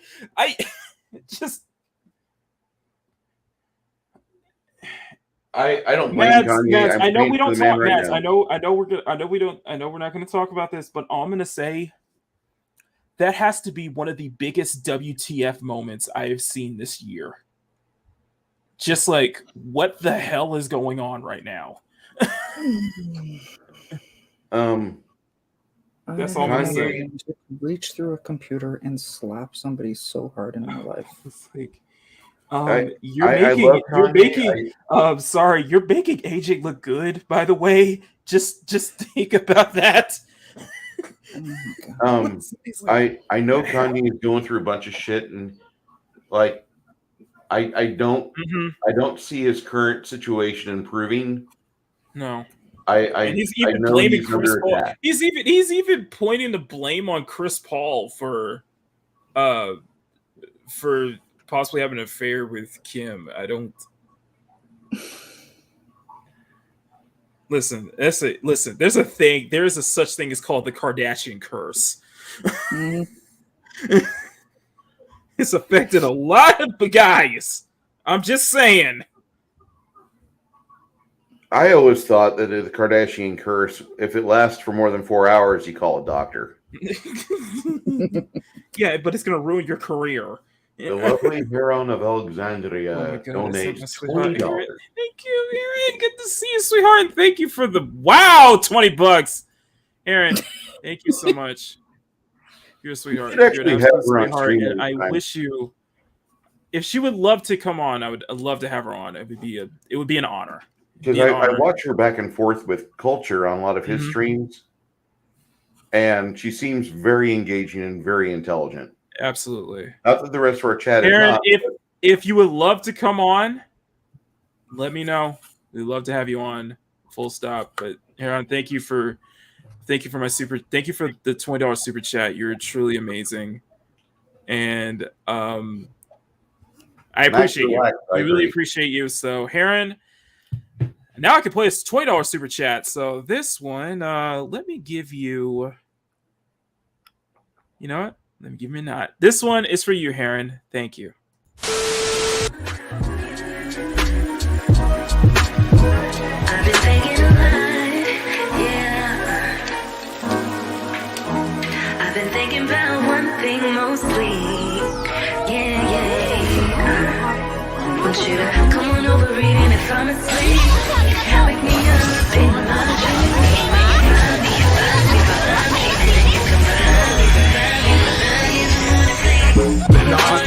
Early in the morning, you just step in, do it how you want it. My only complaint is that dress needs to be a little bit shorter. I didn't even see dress. And then thank you, Max Relax, for the 11-pound super chat because it doesn't show up on my. Oh, there it goes. 11-pound super sticker. It is a flying pair. Max Relax, thank you so much, and I appreciate it for the 11-pound super sticker. I thought the first time I got a super chat of different currency. So I feel like, oh yeah, I may have probably got a pound. I think I've gotten a pound super sticker before. Sweet. Okay. Anyway. Sorry. Anyway, Backslax, thank you so much for the 11-pound super sticker. You're amazing. And this one is, you know what? Let me give you Jerry.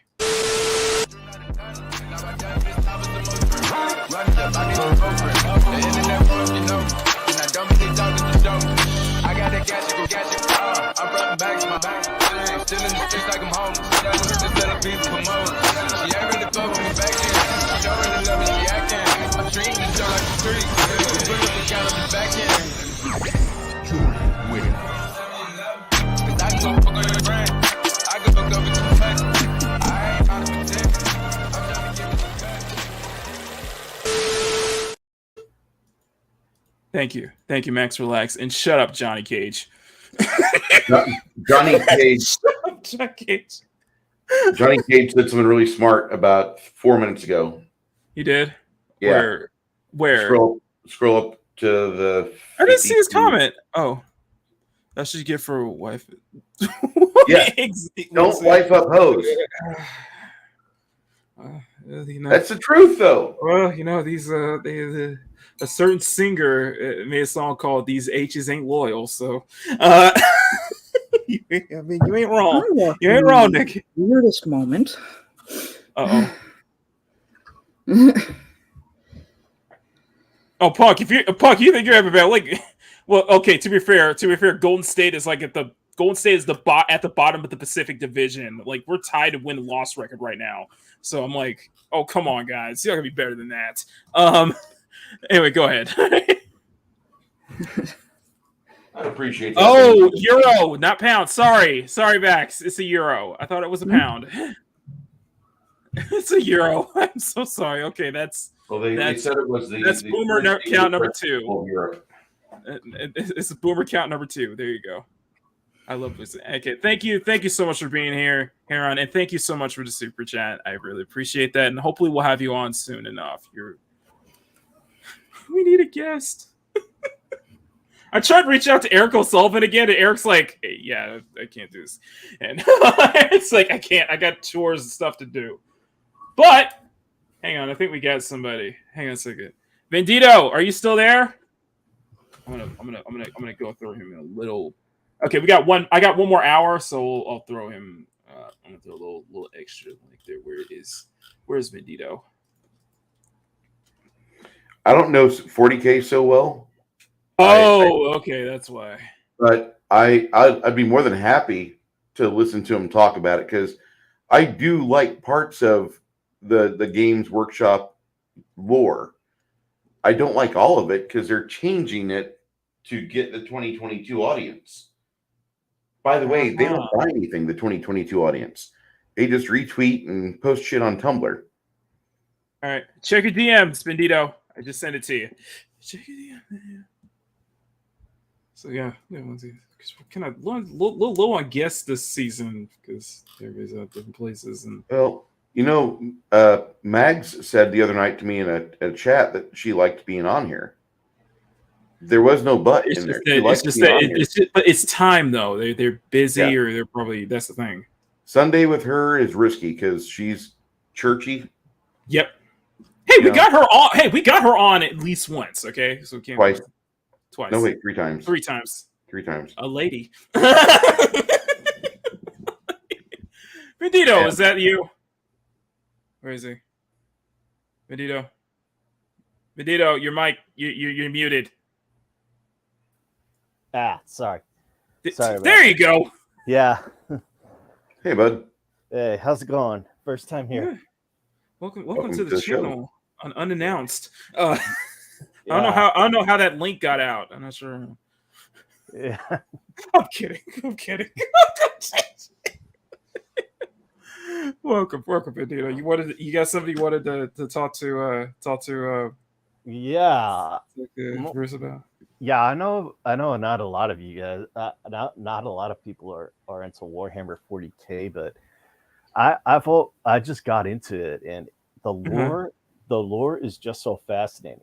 Like there's let me pull up there's this one that Games Workshop just released a new skirmish system called the Horus Heresy, and this takes Matt stepped out. It's okay. It takes place 100,000 years from before 40K, and this shows the entire civil war between the humans. You have the God Emperor and the Chaos Legions. I would argue, Grumpy, that you're absolutely right. It's just that if once the moment we can get Mike on, I think I will try to see if I can schedule to get Mags on. Because Mike's got a thing for her, so Yeah. Did Mags? Mags. I think a lot of people do. Yeah. Did Mags leave? Mads stepped out. She has construction issues at her site. Mm-hmm. She's trying to renovate her apartment. She's getting some another studio going. Yeah. Yeah. Right now, I was switching between you and what's his name?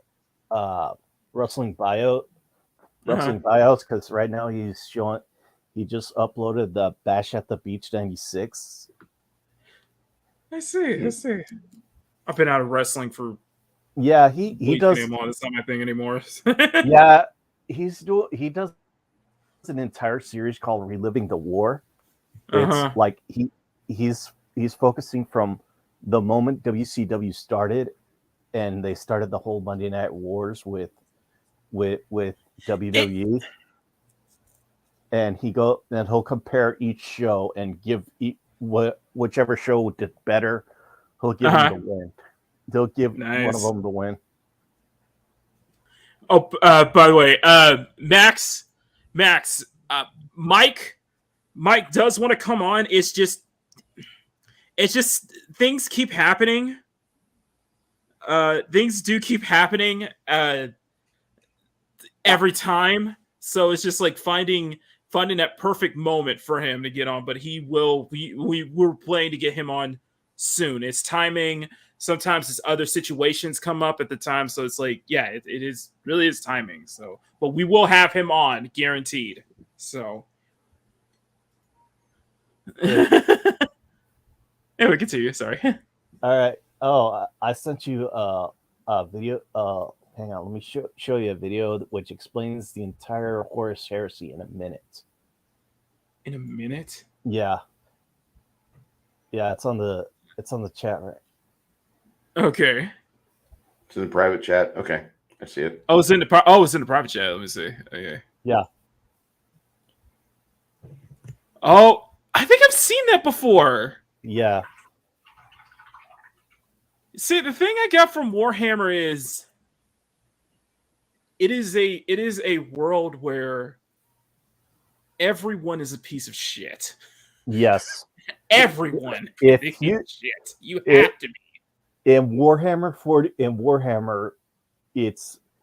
if somebody asks you who the bad guys of Warhammer are, you just say yes. Everyone. Yeah, like the humanity are xenophobic religious mongrels. Yeah. Chaos are the Chaos Legions are just do things for their own Chaos Lords.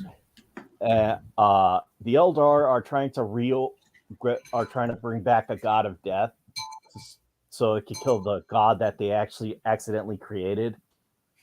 The Dark Eldar are trying to create another, are trying to keep themselves away from that god, from that other chaos god, where they keep by doing like heinous acts, so that god doesn't focus on them. And then you got the Tyranids, who are basically like, you remember in StarCraft, the Zergs? Yes. They're like them on steroids. Ah, so okay, makes. Yeah. And then you have the Orcs, who are probably the ones who are winning the fight, because they're the ones that are having the best time in this entire setting. See, there you go. See, this is why. Let's get the correspondence stuff. I've done like one piece of 40K artwork, and that was for a commission, actually. And I did look it up, and I was like, damn, this is. Yeah. There's a lot of lore behind it, but a lot of that lore is really hard to kind of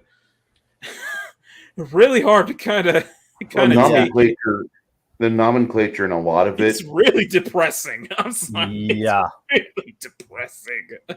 Yeah, one of it. Yeah. And in the lore, but right before the in the lore, there was before like the last update, the last update, there was every prophet of every race would say, no matter how hard you fight, it's impossible. Chaos is going to win. Yeah. But then like 40K just decided to throw a wrench into Chaos, or what Games Workshop decided to throw a wrench into the Chaos's plan, because they wanted to milk 40K, so they brought back an OG Primarch, which is like the super mega ultramarine. So are you thinking like are you thinking it was like a Liberty Prime? Yeah. In Fallout. Yeah, except he's so this guy is named Robuto Gilliman, and he woke up after a 50,000 year coma. Oh, nice. And now he's the Lord Regent of the Empire, and he is leading a crusade to save humanity and fight back the forces of chaos. And they're doing so much. They're doing so much to the lore that they're going to sacrifice some characters. Like just recently, they sacrificed one of my favorite characters. Yeah, for just to make the orcs even more powerful than they are right now. So it's and the orcs in 40K and Warhammer are not the same like in the Tolkien-esque orcs. They're fungus. Yeah, they're not black. What? No, they're fungus. Okay, I'm kidding. Yeah, they shed. They grow from fungal spores on a planet. Oh, wow. You make it sound like it's basically the fantasy equivalent of Twitter, but somehow you would rather live in a 40K universe than be on Twitter. Is that what you're saying? Yeah. Yeah. And I would rather be in the deepest, darkest hive city, eating corpse starch and being enlisted into the Imperial Guard to fight Tyranids than be on Twitter all day. Twitter modern era. So it's worse than 40K. Not post Elon, or I would rather be on the pre Elon. You're talking about pre Elon, yeah. This is pre. Then even post Elon, Twitter's not that friendly. It's just funny. It's good comedy. Yeah. It's a war zone. It's a war zone, and so it's meant to be. By the way, guys, you know what's trending right now again for the 13th millionth time? The L word. The L word. Which one? I'll just put it in the chat. Okay. I don't know if I'm allowed to say it on Twitter, on chat. I'd say that Elon Musk is probably No, I put it in the chat. No, Elon Musk. Oh my God. Again? These freaking aunties are just so adamant about this. Seriously, like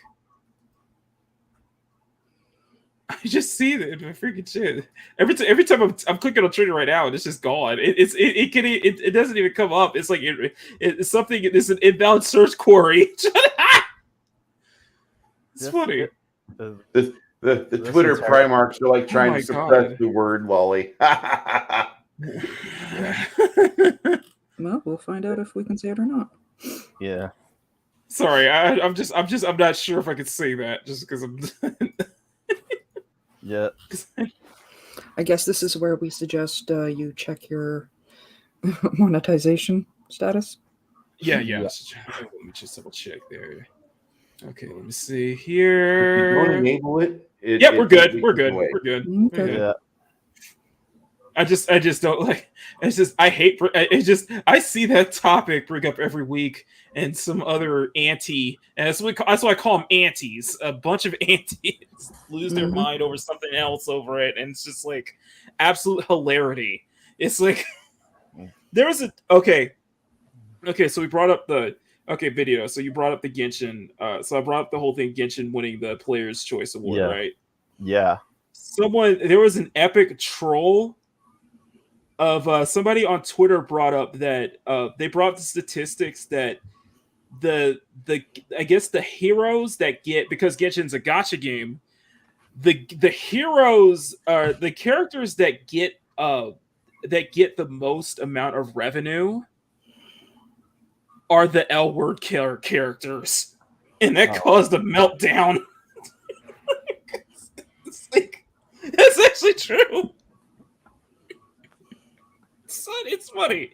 It's funny. It's just I'm not gonna go into that topic again, but I'm like, guys, you do understand that short people exist, right? You understand that people who are under 5 foot do exist, right? Mm-hmm. Not Matt Mads. I mean, under 5 foot. No. I have my brother's girlfriend, my tia. They're all under 5 feet.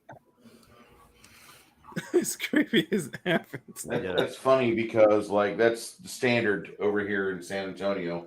Mm-hmm. Are you a Hispanic woman? If you're over 5'1", there's petite women or women who are very petite. No. It's all short stacks over here, dude. No, I'm saying, but the petite women exist. No, they don't. No, that's a California thing. We live in Texas. They exist. Period. Okay. Yeah. Ask can back me up. She's not petite. I'm just saying. Yeah, I was taller than I'm taller than my grandmother was. I'm 5'4", so yeah, wrap your head around that one. My grandmother and my aunt were short stacks. Well, my aunt's still a short lady, but now she's kind of gotten my grandmother's look to her. Like, how do we go from 40K to this? I don't know. I'm sorry. I said I don't know. I could tell you one thing. What's that? My uncle and both my uncle and my brother, they have girlfriends. They have girlfriends who are short or who are like under 5 feet. My uncle is 6 foot even, and my brother is 6'2". So it's my dad's height. Yeah, it's like a thing with my family. Big men love short women. Mm-hmm.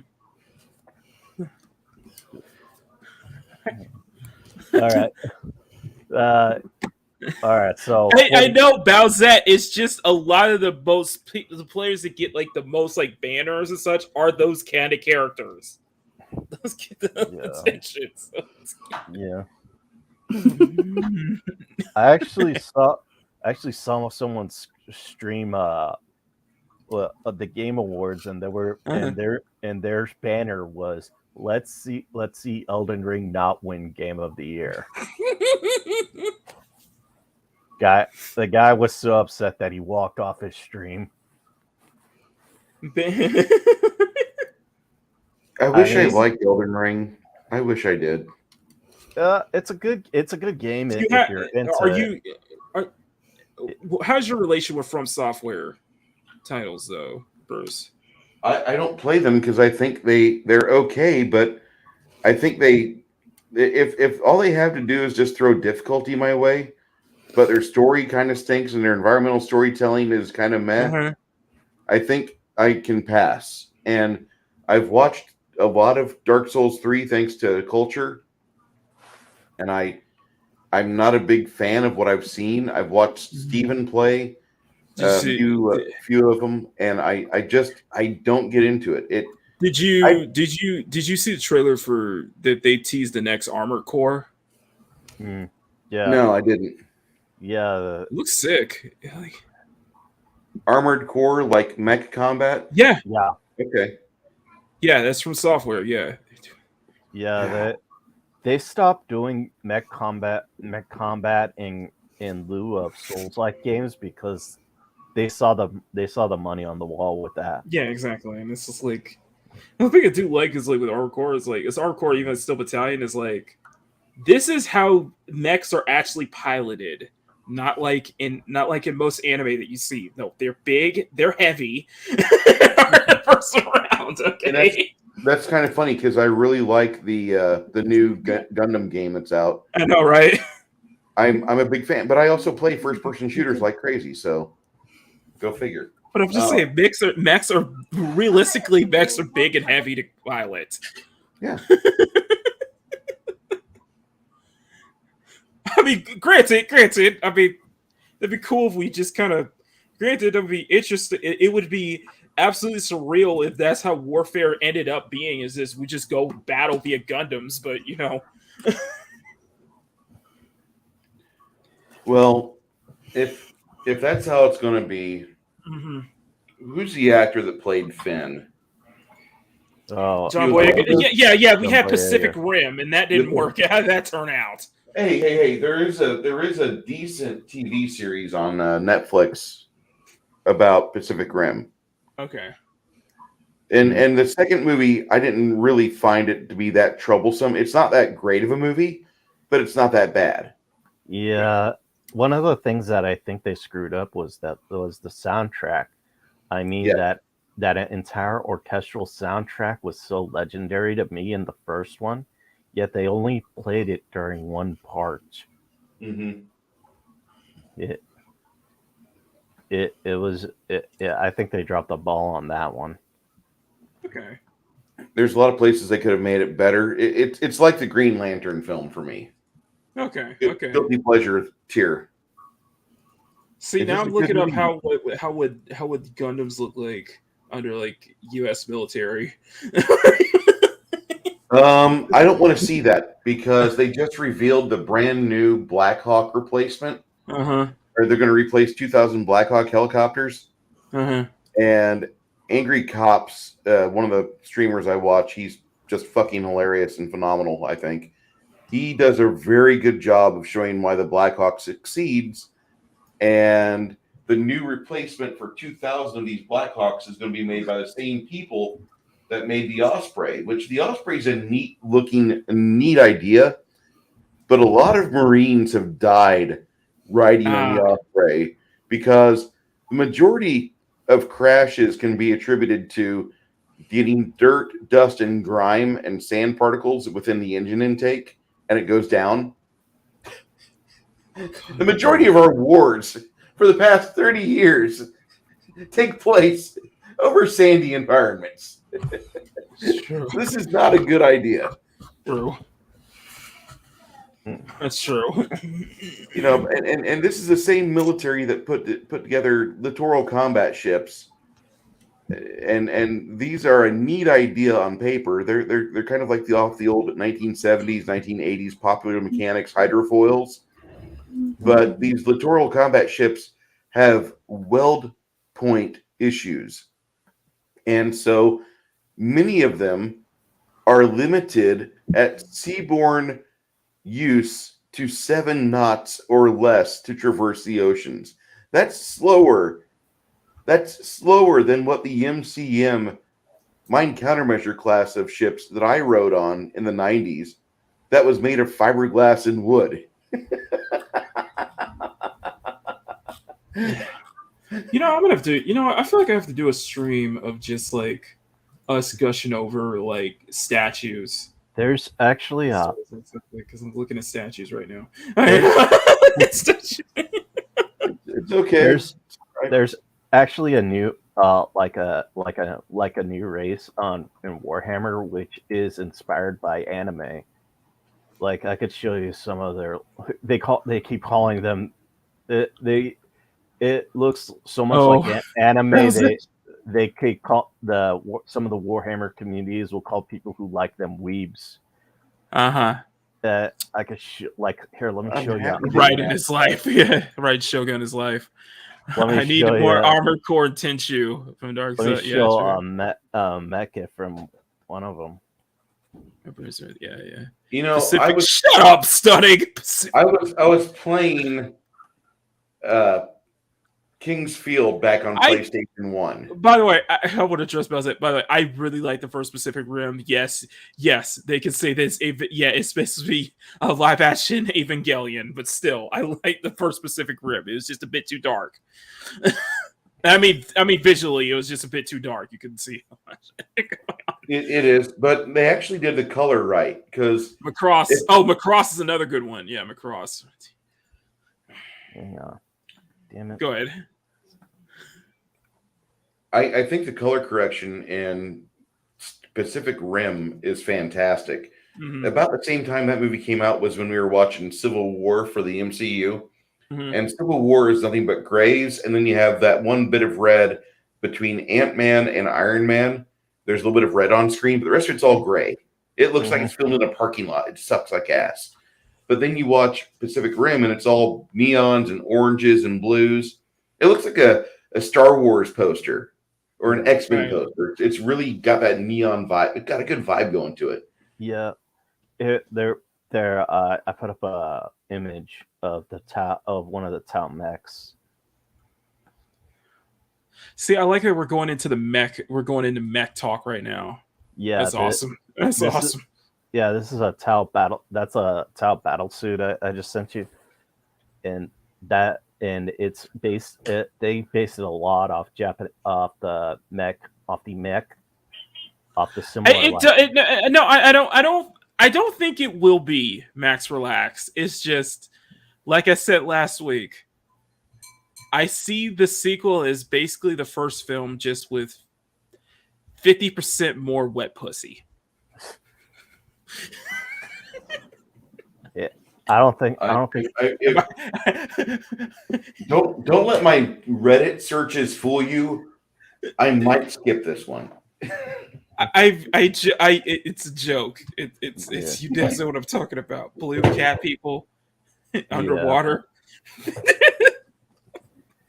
Yeah, it's a family movie. I'm joking. You know what? You know I'm right. It's basically.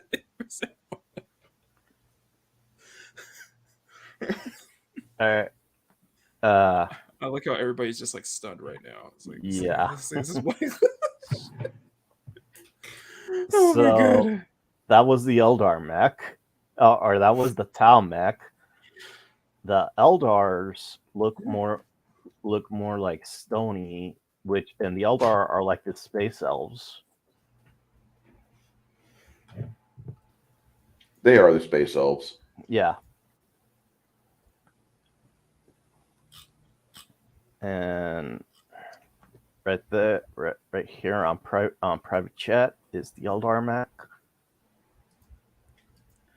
See, we're going to. Oh, that's okay.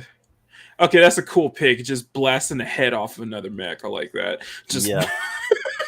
just that's just gangster right there. Yeah, the first one I showed you was the Tau battle mechs, and they're more like Gundams. And here's like the orc mechs. I didn't say what. I'm sorry, Bandito. Guarantee I didn't say it was. I was. Yeah. Listen.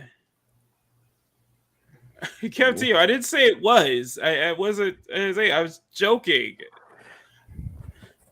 Listen, I always saw the first film once, and I thought it was overrated. I just thought it was overrated. It's not going to make $2 million. Or $2 billion. I mean, I do not see it possible making $2 billion though. To break even, I don't think that's possible. If they follow the Maverick script pacing, it could. Yeah. Even then, just to break even. Yeah, I don't see that happening. Just to break even, and with a 13-year gap. Yeah, I think they waited too long. Yeah, I think it just comes down to they just waited too long, though. Yeah, especially with James Cameron wanting to explore the ocean just so he could get inspiration from there. Mm-hmm. Hey. If I had a budget for that, I mean, I'm just saying, I don't think it's going to hit that $2 billion just to break even. I think it's probably going to I think it's probably going to fall. To be honest, and I'm probably going to be wrong. I think it's going to fall short of $1 billion. Yeah, I think it's going to fall short of $1 billion. I mean, look at Black Panther. They were hyping that movie so much, and then it just fell short.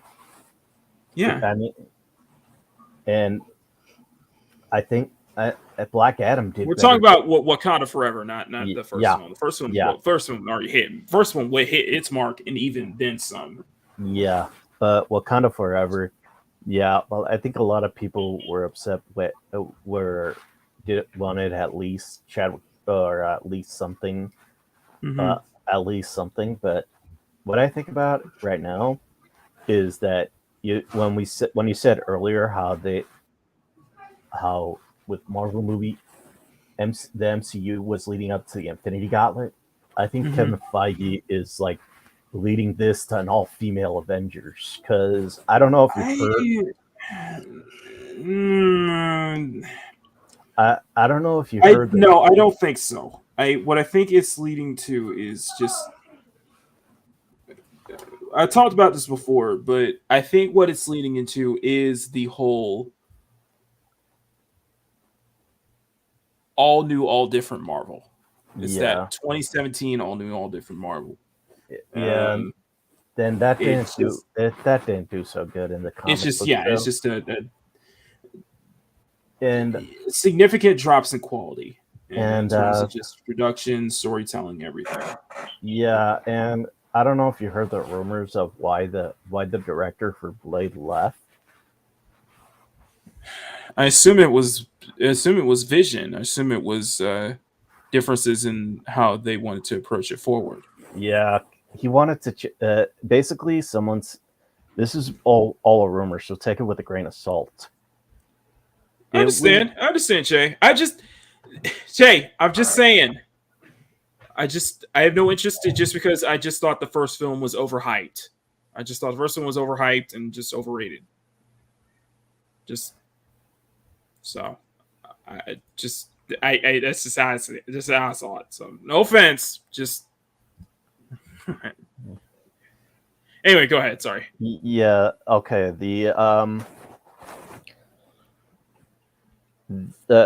So the rumor is that the director for Black Panther Blade walked because he read the script and he thought it was just garbage. It wasn't a good script. Okay. Yeah, this is the script. Blade. It was going to be Blade, and Blade and his daughter. Okay. Okay, so his daughter wasn't going to be on the field hunting vampires with him, and he's going to, and she's only going to be like the tech guy, and I see where this is going. Later she's going to get bitten by a vampire, and that's going to awaken her powers. And then she drinks Blade's blood, and she becomes all powerful, all powerful. And they also have werewolves in it. And the guy was like, "This is just Underworld." It's Underworld. And so he wanted to change the script, since why introduce Blade's daughter when this is just supposed to be Blade's movie. Well, he probably hadn't introduced Blade yet. Yeah, and he's like, why do you want to introduce Blade's daughter and have her steal the spotlight? So it's essentially jumping way too far ahead. Yeah, and it's hitting kind of the similar. I'll say tropes. We'll say tropes at this point. It hits those similar beats. Yeah. Yeah, I can see if that might be the case, because I don't think that's going to be a good. I just don't think it's going to be a good way to kick off. If you want to kick this off as a franchise, especially with Mahershala Ali taking over. Yeah. It's going to. It's not going to be a strong first impression, essentially, going that route that you can do. Yeah. Especially if you haven't introduced the character of Blade first. I mean, then you can go that way. Yeah, they did have a voice cameo at the end of Eternals, but hardly anybody watched that movie. I still contest. I still contest that. I left Faith. Like, listen, I left the MCF here game. I still contest that Billy that the Eternals is one of the biggest pieces of crap. This MCU's ever turned down, aside from She-Hulk. this is and this is one of the things. And Falcon and Winter Soldier. Yeah. Sorry. Yeah, they with the new people that they're bringing in, they're not fans. I mean, the original MCU, with the first 3 phases of the MCU were so great because they were already fans of the product. One of the new producers. Well, they had a plan. They had a game plan, and they stuck. We were talking about this earlier, and with DC in comparison to how the DCU was handled, but they had a plan. They had a 10-year plan, and they stuck with it. Yeah, and with it, yeah, and also they brought in fans. I mean, like Kevin Feige. Who are the brothers that did Captain America and the Winter Russo Soldier? brothers. The Russo brothers. That's the Captain America films as well as Infinity War and Endgame. Yeah, they were all fans, and James Gunn, of course, he's a big fan, and but right now there's a producer who said that he finds it. There was an interview with a producer of MCU. He says he finds it a red flag. He sees it as a red flag when somebody says they're fans of a certain property that they're trying to get the job of.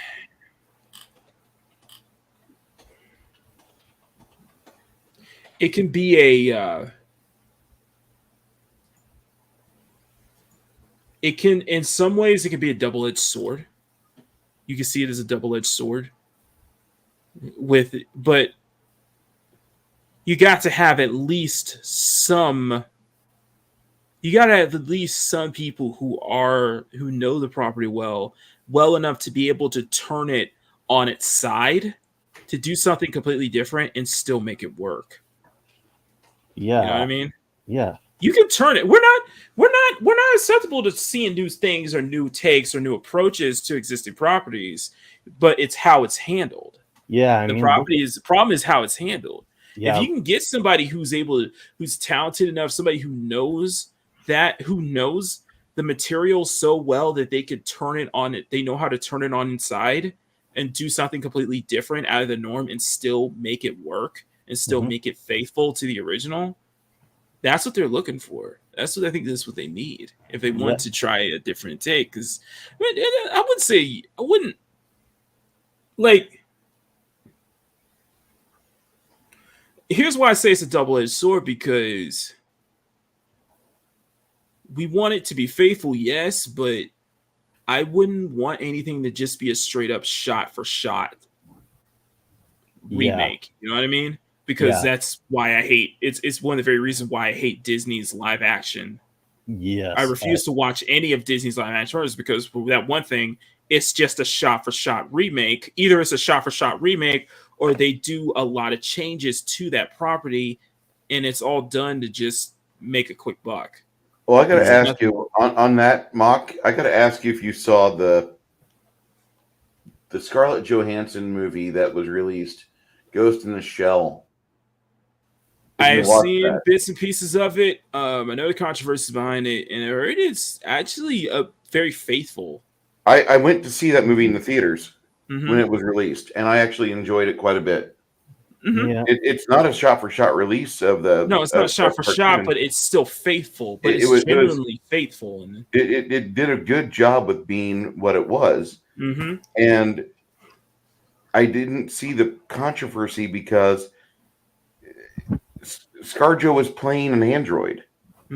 Yeah, and they put her brain in another body. Exactly. Yep. And this is why I don't. This is the. Oh, go ahead. Sorry. Yeah, this entire talk goes to cultural appropriation. Like, God, don't get me started on that, please. Oh, so you don't want a white guy. So you don't want a white guy in a film based off Asian mythology, but you are okay with having black POCs in medieval fantasy in medieval. That goes into the see that goes into the whole thing with the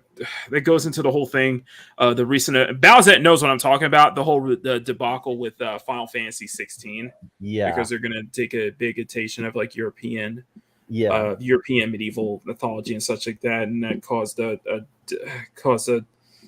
idiotic, and I mean idiotic reaction from Kotaku of all things to just be like, where was Kotaku when Morgan Freeman was misrepresented in Robin Hood and the Prince of... when the director explained that, wanted to, and I admit his explanation was kind of vague, but I understood what he was saying. Is like, I understand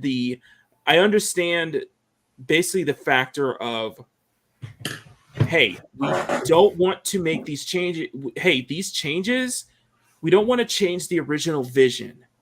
I completely understand that. You don't want to change so much the original vision, what they had intended. It's just, trying to make it realistic because it's trying to say going for realism and such like that. It kind of breaks it, because with Final Fantasy, it's pretty much, I won't say anything goes, but it is set to a specific lore and world that each Final Fantasy creates in each game. But it caused a reaction from that Kotaku journalist to say that all Japanese developers should be held under a microscope for, modern sensibilities and such like that. And I'm like, that is an approach that is going to land you in infamy. Yeah. If you tell other Japanese developers and developers to have to, follow under these perceived core tenets of a modern audience. Just ask Volition how their game went with a modern audience in Mall.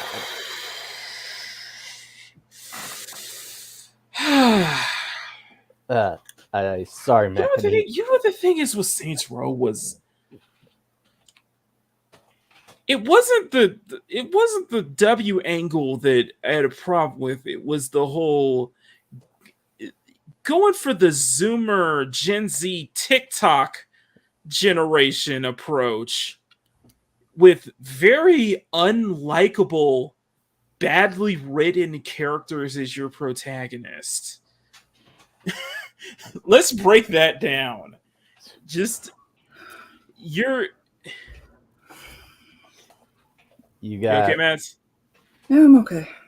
Okay, is something wrong? You've got a douchebag DJ who refuses to start.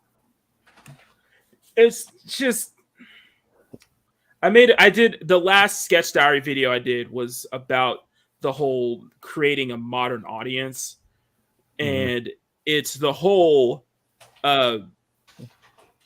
you immediately give yourself a crutch. You immediately limit creativity when you try to appeal to a modern audience.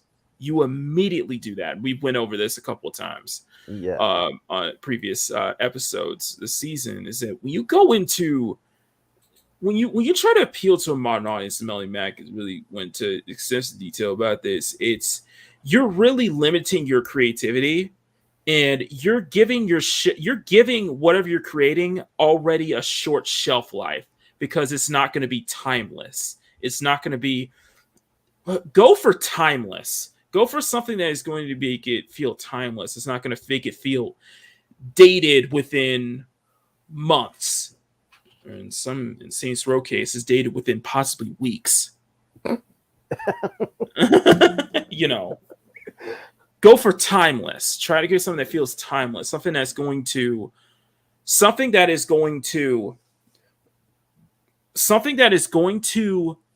resonate with an audience from past generations and from future generations.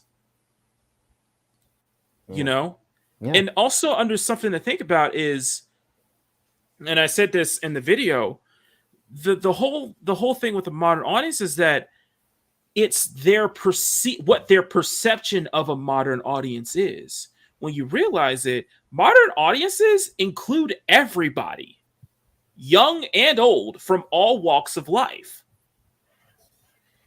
Not just if you're still here, if you're still living, you're basically the modern audience.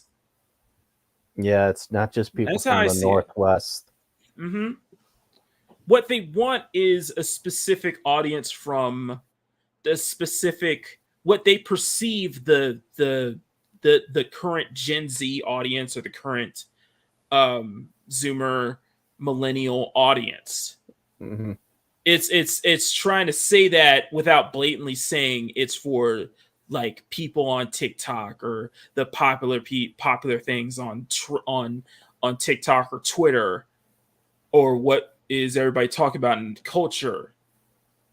That is a surefire way to give your whatever you're creating a short shelf life, because it's going to feel less relevant as time goes on, and it's not going to age. It's going to age like milk, like week old milk.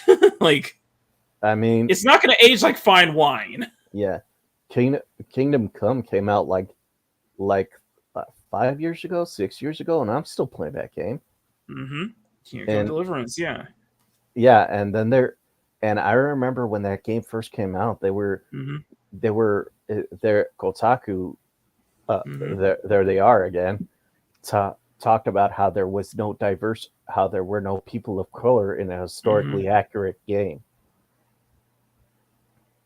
And, you know, you get those cases where you have a developer or a creator or something who doesn't kowtow to the whims or the pressure of the social media mafia or or this group, this and this group, the mafia, essentially.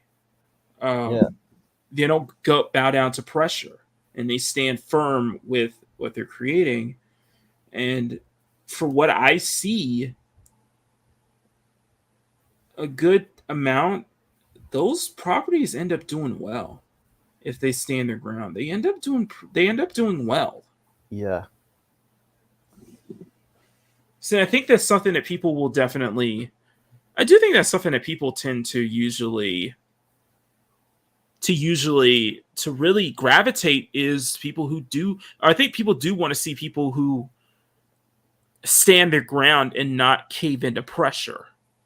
See those properties because they stood true to what they wanted, their vision, what they wanted to create, and they did not bend to pressure.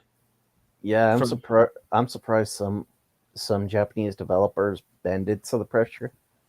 Yeah. Like there was, I don't know if you heard about it, but Vera from Dark. Yeah, Titan. I follow. Yeah. I've already subbed to Dark Titan. I watch her videos all the time. So yeah, she was excited about Samurai Girl. Samurai Maiden. Yes, Samurai Maiden did kind of get that treatment. The censors. I think that's worry. I think that the censors that might be the topic. What that might be the topic for tomorrow's video or for a future video because of and that's the topic of censorship and my thoughts on censorship and what everybody's perceived notion when I say that I don't like seeing something censored, because I'm going through that, because we're going through that with the gacha game that I play called Goddess of Victory Nikkei, which I just showed earlier. They've been hit with a lot of censorship, and a lot of it is because they're under Tencent. The company, the developers are under Tencent, one of the biggest corporation publishers in the world. And Tencent being a Chinese-owned publisher, they're very greedy. And they're also very censor-heavy, too. And it did create a bit of a hoopla with the Nikkei game because they specifically promised that there wouldn't be any censorship. And they got they did lie. Yeah, about it. Yeah, and also I still play it, but there is that something is at the back of your mind, But I'm going to do a future video about censorship and my thoughts on that. Yeah, and also they messed up with the translation too. Yep, that has been something that I find interesting, and it has been an ongoing talk this year specifically is localization. There seems to have been a lot of blunders in terms of localization recently, and not just blunders, but it's gone to the point where people seem to be very and I mean regular people are starting to become very antagonistic towards localizers. Like, they're getting a lot of crap, because of the numerous instances that's happened in the past when you have a localizer. When it comes to localization, they can't be bothered to actually translate it one for one, but have to inject or change wording, or it doesn't feel legitimate. It doesn't feel genuine. It feels like there's other nefarious purposes when it comes to some localizations. Like for example, there is I think there's a couple of manga and anime out there right now that they're changing the word. I guess I'm okay to say it. They're changing the word lowly to the P word. So that is. Yeah, it's like a. Yeah. That is 10 times worse. Mm-hmm. And I remember when there was this one manga that Seven Seas did, where I think I know what you're talking about. Yeah, the one, it's called "I Turned My Best Friend into a Girl," about a makeup artist who practices crafts on his cross-dressing best friend. Yeah, and they were like, oh, and it doesn't say. In the manga, it says he's a boy, but he enjoys dressing like a girl. And they're like, in the localization, they say she's in the middle of a transit. She's transitioning into a woman. Part of the reason is because they don't like the antis, the people on Twitter. They vehemently hate the word trap. And that is when you have a girl or you have a boy that is dressed like a girl, like cross-dressing. They hate the word trap, and they also hate the word femboy or ladyboy. Even though femboys exist. Femboys. Yeah. Actually, I think I follow I follow a femboy on Twitter. I follow on Twitch streamers on it. So it's a femboy. So people have a serious problem with that, or at least the antis. Or I don't want to just lump everybody in the alphabet community, but it's a very hated word. Those two words are very hated, and it's not meant for. And it's and it's always an insinuation where it's like. Well, yeah, I'm getting off topic, but yeah, it's like, yeah, that's the thing. It's like, there's a difference, when if somebody's cross-dressing, that doesn't mean they're trans. They just like to cross-dress. You know what I mean? Yeah. Or I will say that maybe they make really good money by going and doing drag shows, because I live in a town where there is a drag show on pretty much every night. Mm-hmm. And if you want to go and watch it, there's a bunch of other heathens that go there and they watch it too, and they've made it part of the downtown nightlife. On one side of town, if you're over here, you're probably going to or coming from these 3 locations, which have drag shows. But it doesn't mean that it's trans or anything like that. No, it doesn't. It means that they. I will say, in their defense of some of the people that are completely, like, just quote unquote normal, but they earn a living doing that, And once their time is over, they're off stage. They're getting out of makeup. They're getting out of hair. And they're going about their normal life. Yeah, look at RuPaul when he's on stage. He wears these elegant dresses, but when he's off stage, like in an interview, he's wearing these sharpest suits. Exactly. That's a topic for another day. But I think it's time we need to get out of here because we are close to that 3-hour mark, and I already finished this drawing, so I need to start making the video. But I'm almost done with Orcus. Yay! Yeah, I'm finished with this. So I'm glad you guys like this. I like this sketch. I think the next page I'll do another. I think I might do a couple more pencil sketches for the next couple of pages because I miss doing pencils, and you guys seem to really like the pencils I do. Yeah, the pencils are really good. I'm trying to improve. So yeah, thank you, Max. I appreciate that. Thank you. Yeah, it's wow. We got to really into the shows. No, not that kind of shows, Cavatinho. You're funny. Anyway, let's go ahead and go around the clock. Start with our guest, Bandito. What's got going on your channel? Where can they find you? I'm basically on. I basically go on Jinjin. I'm on Banditobane.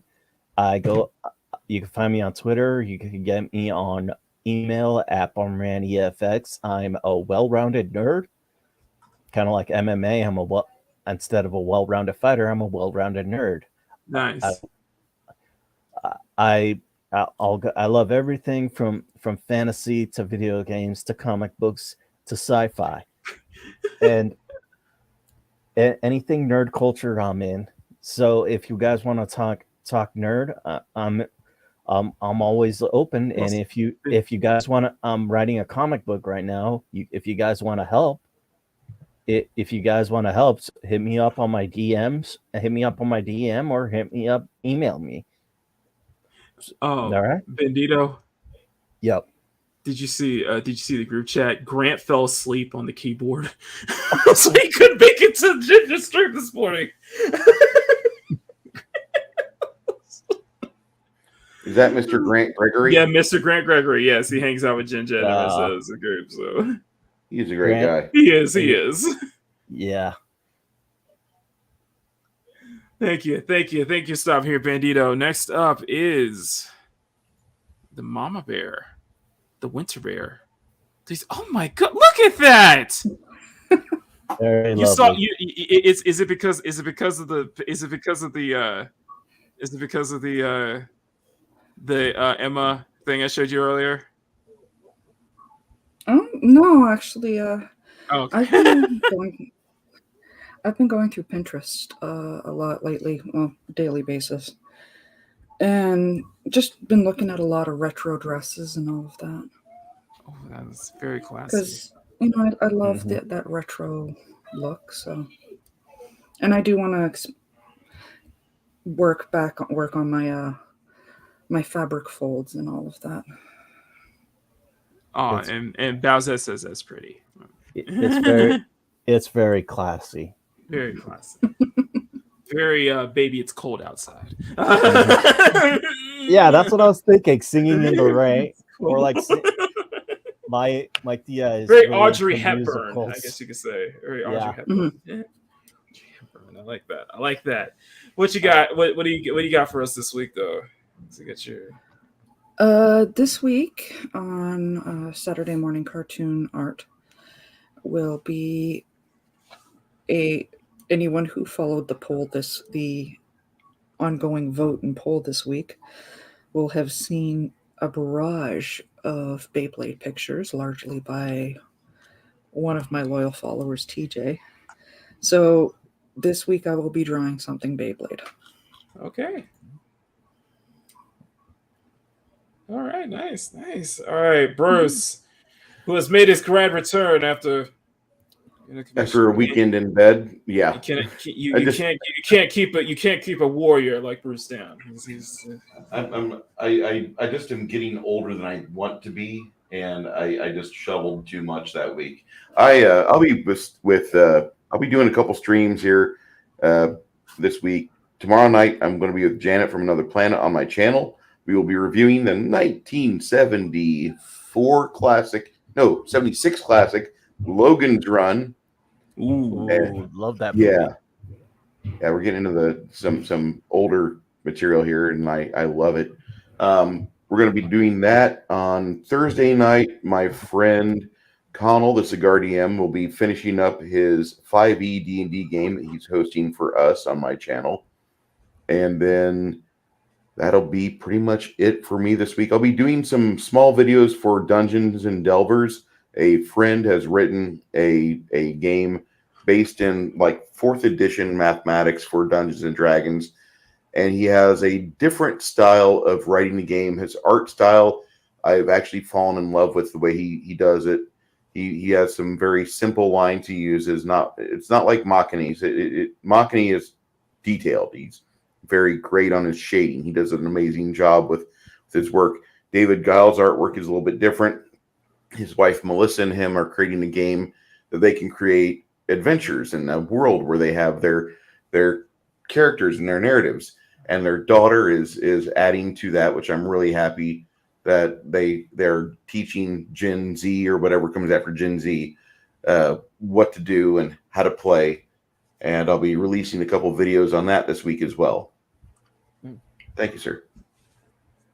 Nice. I did miss.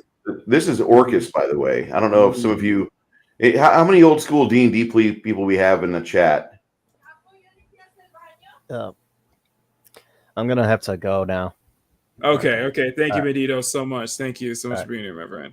All right. Bye. All right. Now it's my turn. You know, I missed one topic, but I'll just sum this up in one sentence. Jennifer Lawrence is an idiot.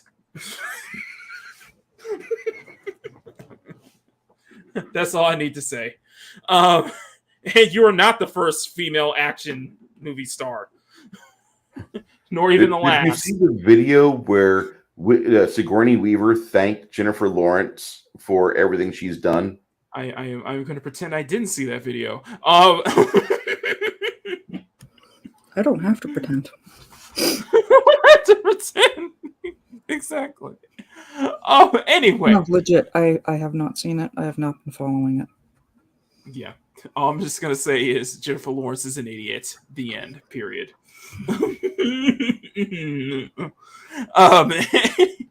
Anyway, well said. All right, so Maki's sketch diary returns tomorrow at 4 p.m. Pacific for page 35, and it'll be about this. Now I just got to figure out what to talk about as we put the film, as I'm going to put it together after this stream.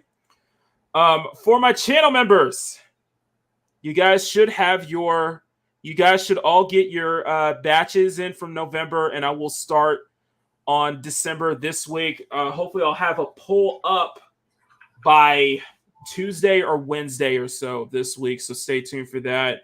It is all Secret Santa themed for this month, so I'm going to hopefully have some special goodies for you for all channel members. If you guys are brand new and you guys want to become a channel member, you can do so for as low as $1 a month. You get access to exclusive art, videos, and streams you won't find anywhere else, especially the art batches that I do each month for my channel members. Both Bruce and Mads and Grumpy can attest, and even Stunning can attest to. They love. By the way, Mads, did you get your batch this week? Yeah, of course. What do you think? Gorgeous. Right. Absolutely gorgeous.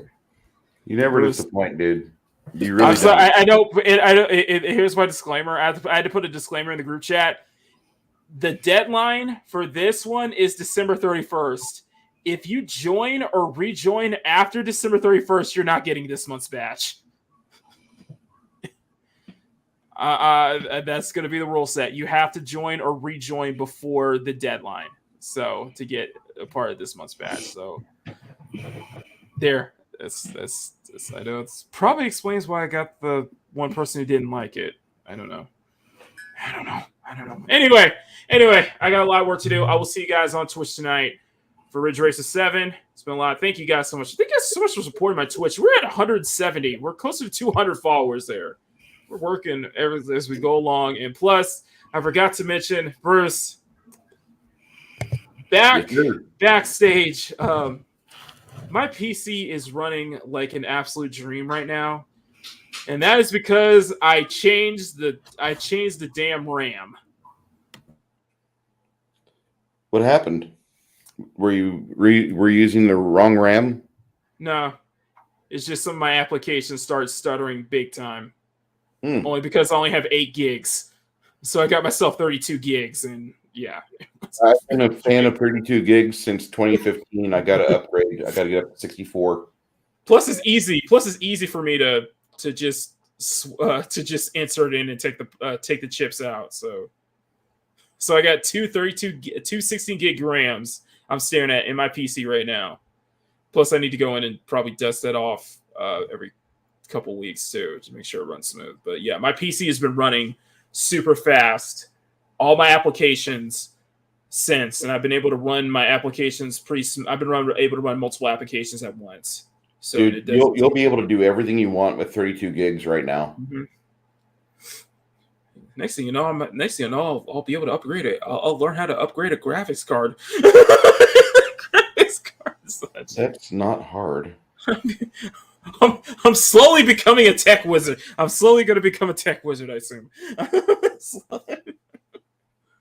All right. Anyway, so plenty of stuff coming from me this week, guys. Stay tuned. Whether you're a channel member or you're just a regular subscriber, I appreciate you either way. You guys have made all this possible. And like I said, we're going to starting next year, we are really going to hit hard to get that 2K. So to get to 2K before my birthday on May 7th. So that is going to be our goal.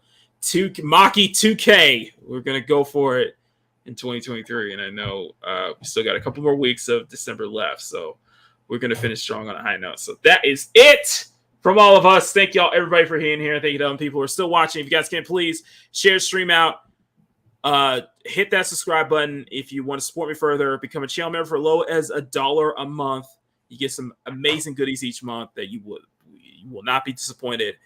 And and ring that bell for notifications. And guys, by the way, what I want everybody to do after this stream is over, I will be posting a survey on my community tab. Let me know what you guys think of today's show. Did you like it? Did you not? Please vote. All feedback is appreciated. You guys seem to like when I do that, when I do those after stream surveys each Sunday. So I'm going to keep doing those surveys because the more feedback means more engagement, and that helps with the growth of that helps make the thing go round. So more engagement is always needed for us to keep growing and keep aiming higher. So for Mads, Mamabear, for Boost Lombardo, I am, of course, Makini 90, artist, journeyman, and illustrator. And we thank you for tuning in to Makini Live. Until next time, take care, much love, and as always, never stop drawing.